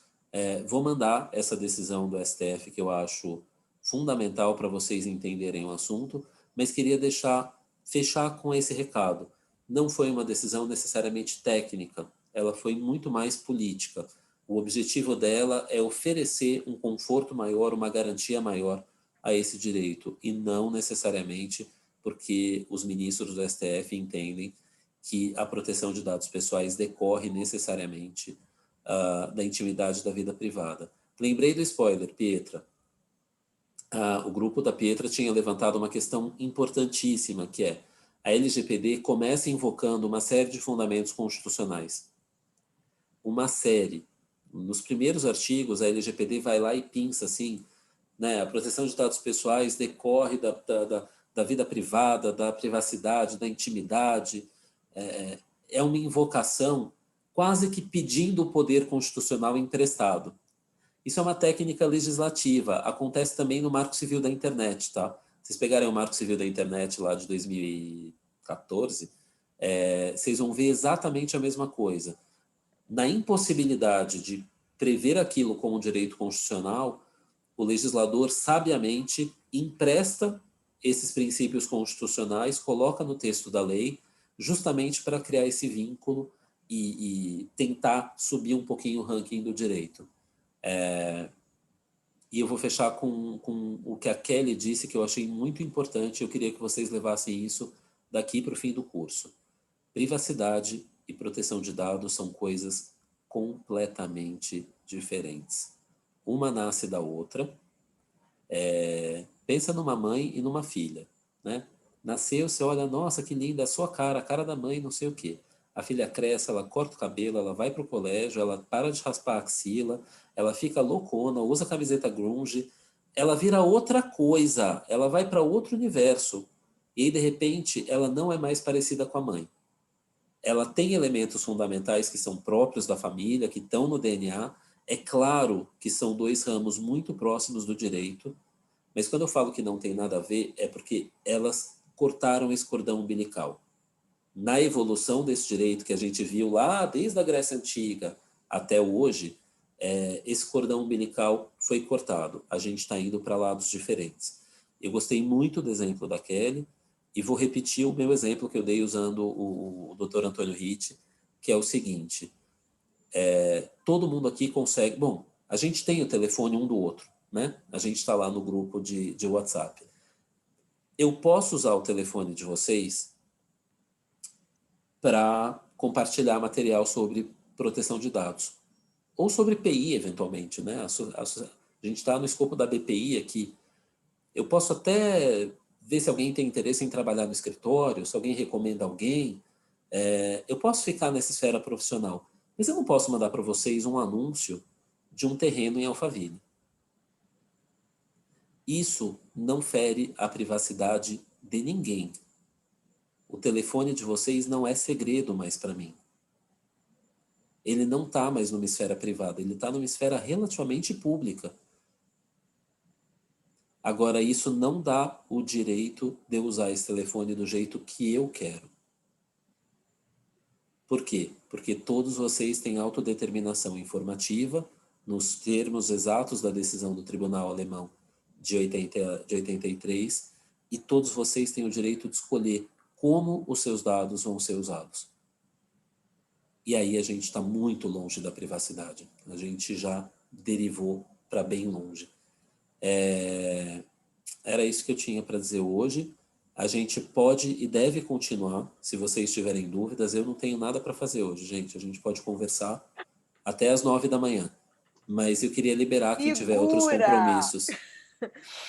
Antes de liberar o pessoal, queria agradecer, aproveitar enquanto a gente está com a sala ainda cheia, pedir para vocês abrirem os áudios e câmeras para a gente fazer uma salva de palmas para o Pedro, porque eu adorei a viagem, como sempre, uma viagem leve e encantadora, que traz vários pontos de reflexão e, apesar de não levar a uma conclusão, que eu acho que não é o objetivo da aula, que a gente cria aqui uma polaridade, mas que estejamos presentes para os dois lados e como usá-los quando necessário. Pedro, muito obrigada e, gente, receba aí as nossas palmas e abraços, viu? E não precisa ir embora não, gente, é só para a gente dar aqui... Não precisa, eu vou dar uma conclusão, Renata. Já que você pediu uma conclusão, eu vou dar uma conclusão. Então, vamos embora. A minha conclusão é a seguinte, e era o último slide, que eu abandonei o slide porque é mais legal ficar olhando para vocês. A gente, até 2000 até o GDPR, a gente tinha uma média de 2,5 países por ano com novas leis de proteção de dados. Depois do GDPR, pulou para 6 países por ano com novas leis de proteção de dados. Alguém acha que tem volta?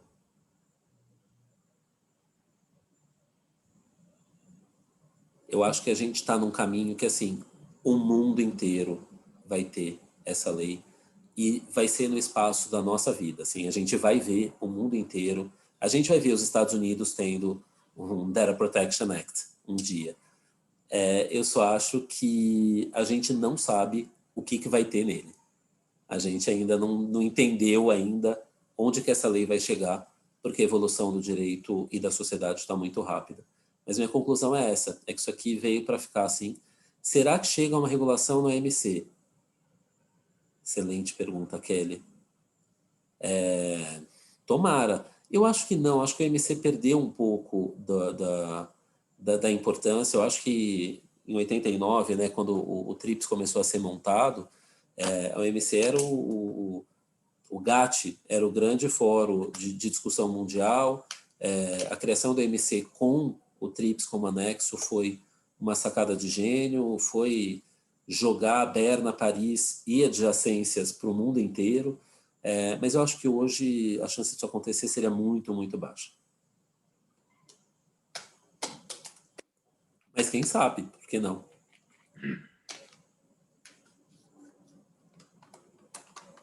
É isso, gente? Não. Pedro, mas quando a gente restringe aí, ampliando um pouquinho mais, você não acredita num tratado internacional para harmonizar a legislação de privacidade de dados? Porque a gente já tem aí iniciativas da OMP que estava deixando esse assunto de lado e, enfim. Eu acho que eu não vejo um caminho claro para a gente chegar nisso. Eu vejo, evidentemente, os benefícios que isso teria, tá? Mas eu não vejo um caminho claro desenhado para isso hoje. Eu acho que o mais próximo que a gente tem disso mesmo é a Convenção 108, a Convenção 108+, né, que é uma... Então, assim, a gente tem... Talvez a gente tenha alguns atalhos para chegar no mesmo resultado de forma mais rápida. O difícil da Convenção é um Estado não europeu se submeter à Corte Europeia de Direitos Humanos. Eu acho que essa é a principal reticência, assim. Brasil aqui, né, do outro lado do oceano, de repente, vai ter que se defender num caso na Corte de Estrasburgo. É difícil. Mas muita gente fez. México fez, Argentina fez, Uruguai fez. Por que não? Não sei, eu não tenho muito claro qual que é o caminho internacional que a gente vai tomar. Acho que não é o MC, não sei se é um tratado, uma convenção de união, né, como a CUP e a Convenção de Berna. Não sei qual que é o caminho. Talvez venha instrumentos mais soft, como as diretrizes da OCDE, talvez o soft law, né, soft diplomacy tenha um papel muito mais importante do que essa imposição coletiva. Eu estava perguntando até por isso, porque a gente fica imaginando como vai ser essa disseminação. Claro que a gente está num momento que a gente nem sabe como que vai ser o mundo daqui a um tempo, né?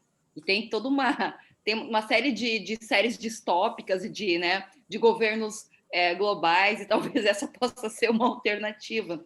Mas é interessante imaginar como é que vai se dar essa disseminação e essa harmonização, porque, de alguma maneira, utilizando a internet, alguma harmonização vai ter que ter, né?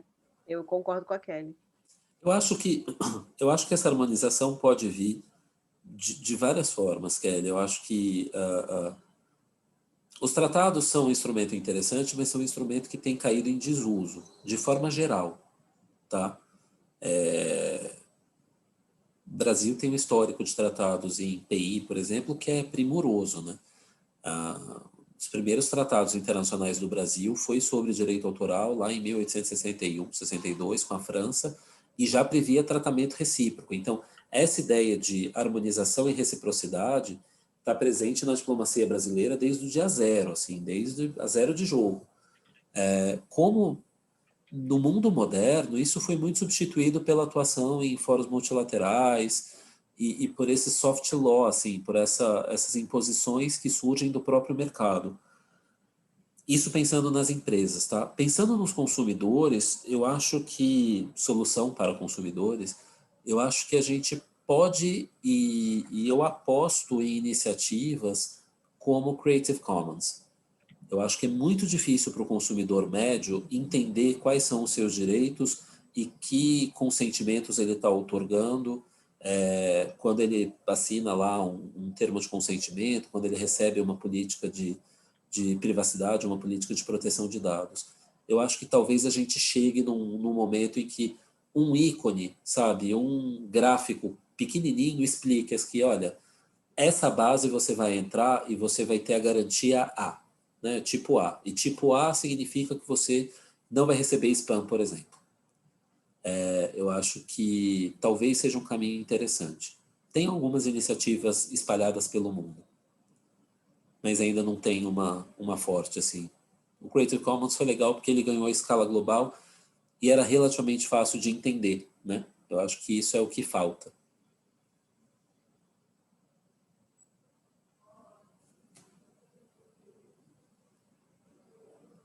Esses silêncios. Esses silêncios de matutantes. Fala, Kelly, pode falar. Kelly botou aqui. Tens alguns exemplos para compartilhar? Então, assim, eu fiquei pensando, genial a ideia, né? Eu, tipo, não conheço, estou aqui descobrindo, mas quem conseguir criar essa lógica e conseguir disseminar, bah. Muito boa, né? Só que não é minha. Eu vi. Cara, Kelly, eu preciso achar. Eu tenho material disso, porque eu esbarrei nisso e salvei, mas eu tenho uma pasta de proteção de dados que é um pouco caótica, assim. Eu vejo a coisa, salvo lá e aí para achar depois é complicado. Mas eu vou procurar e te passo. Eu acho que eu passo para vocês. Eu gosto muito dessa ideia. Eu acho que, inclusive, a Lari, que trabalha comigo, sabe que a gente fica batendo cabeça para achar um jeito fácil de comunicar as políticas. Texto não adianta, gente. É legal, tem que ter, bacana, protege o cliente, tá, legal. Como é que a gente mostra para o titular o que a gente faz com o dado? Esse é o grande desafio, assim, para mim. Dentro da operação do software, do aplicativo, como é que você comunica isso claramente? Esse é o problema para mim. Esse é o pulo do gato. Esse tipo de iniciativa pode ajudar. E aí eu acho que metade do pulo do gato estaria dado. Quem sabe criar uma lógica de contratos, né, de adesão públicos, como é o Creative Commons, Exato. no âmbito brasileiro, alguma coisa que pudesse assim.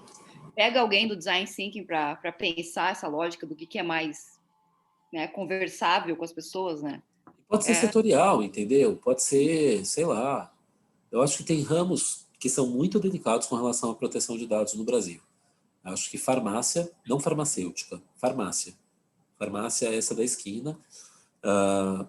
Corretagem de imóveis, que é um negócio assustador.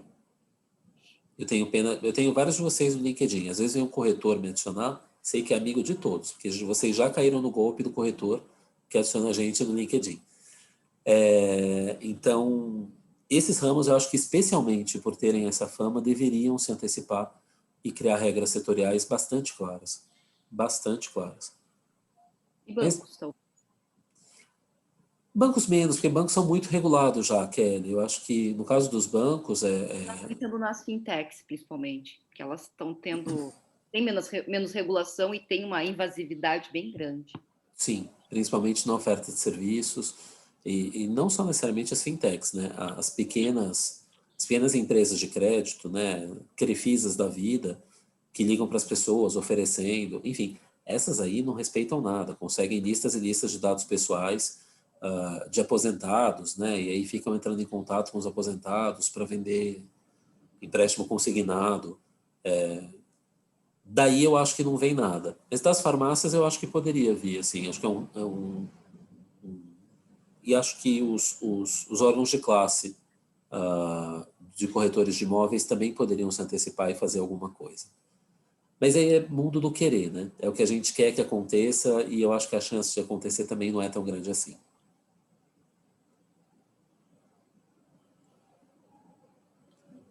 Queridos, muitíssimo obrigado. Eu estarei aqui na quinta-feira para acompanhar a aula da professora Cíntia Rosa com vocês. Bom descanso. Em algum momento antes de capotar hoje, eu mando para vocês a decisão do STF, essa apresentação. E é isso. Até quinta. Pedro, muito obrigada. Agora, a apresentação, a gente bota lá na plataforma. Se você quiser mandar a decisão também, porque aí acho que fica mais fácil, né? Algumas pessoas não acessam o WhatsApp com frequência, enfim. E aí... Vou fazer isso, vou colocar lá então. Sei lá. Então tá Fechou. bom, gente. As demais apresentações anteriores, elas já estão lá. Eu não achei as apresentações, só as aulas gravadas. A da Lúcia, ela ainda não mandou. A do Cláudio, eu vou ver. Eu peço para ele. Tá. Eu vou ver. Antes de pedir, deixa eu só confirmar se ele já enviou e o pessoal do não Tá bom. subiu para me pedir 2 vezes. É feio, é chato, né? Apesar dele ser de casa, enfim. Deixa eu só confirmar com elas se elas não receberam ou se elas não subiram, tá? Eu não achei bom, então. também, né? Pode ser que esteja lá e eu não soube. Mas enfim, de qualquer maneira, eu acho que perguntando fica mais fácil. Eu fico mais. Desculpa, Pedro, mas é que eu fico mais confortável. Obrigada. Então tá, gente. Boa noite aí, até Boa noite a todos. quinta-feira. Tô animadíssima para a aula também, da Cíntia. Então vai ser ótimo. Tchau, tchau, gente. Bom descanso. Tchau. Boa noite. Boa noite. Tchau, pessoal. Boa noite.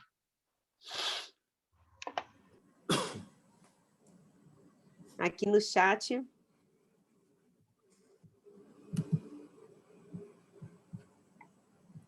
Aula sensacional, excelente aula. Eu adoro esse chat. Pena que a gente não consegue levar o chat, né? Leva no coração. Mas assim, no dia que a gente precisa ler, seria legal, né? A gente acessar e falar, nossa, vale a pena. Cara, eu fico feliz, assim, eu adoro esse tema, né? Eu adoro essa aula. Eu já te contei a verdade sobre essa aula, né? Não. Eu...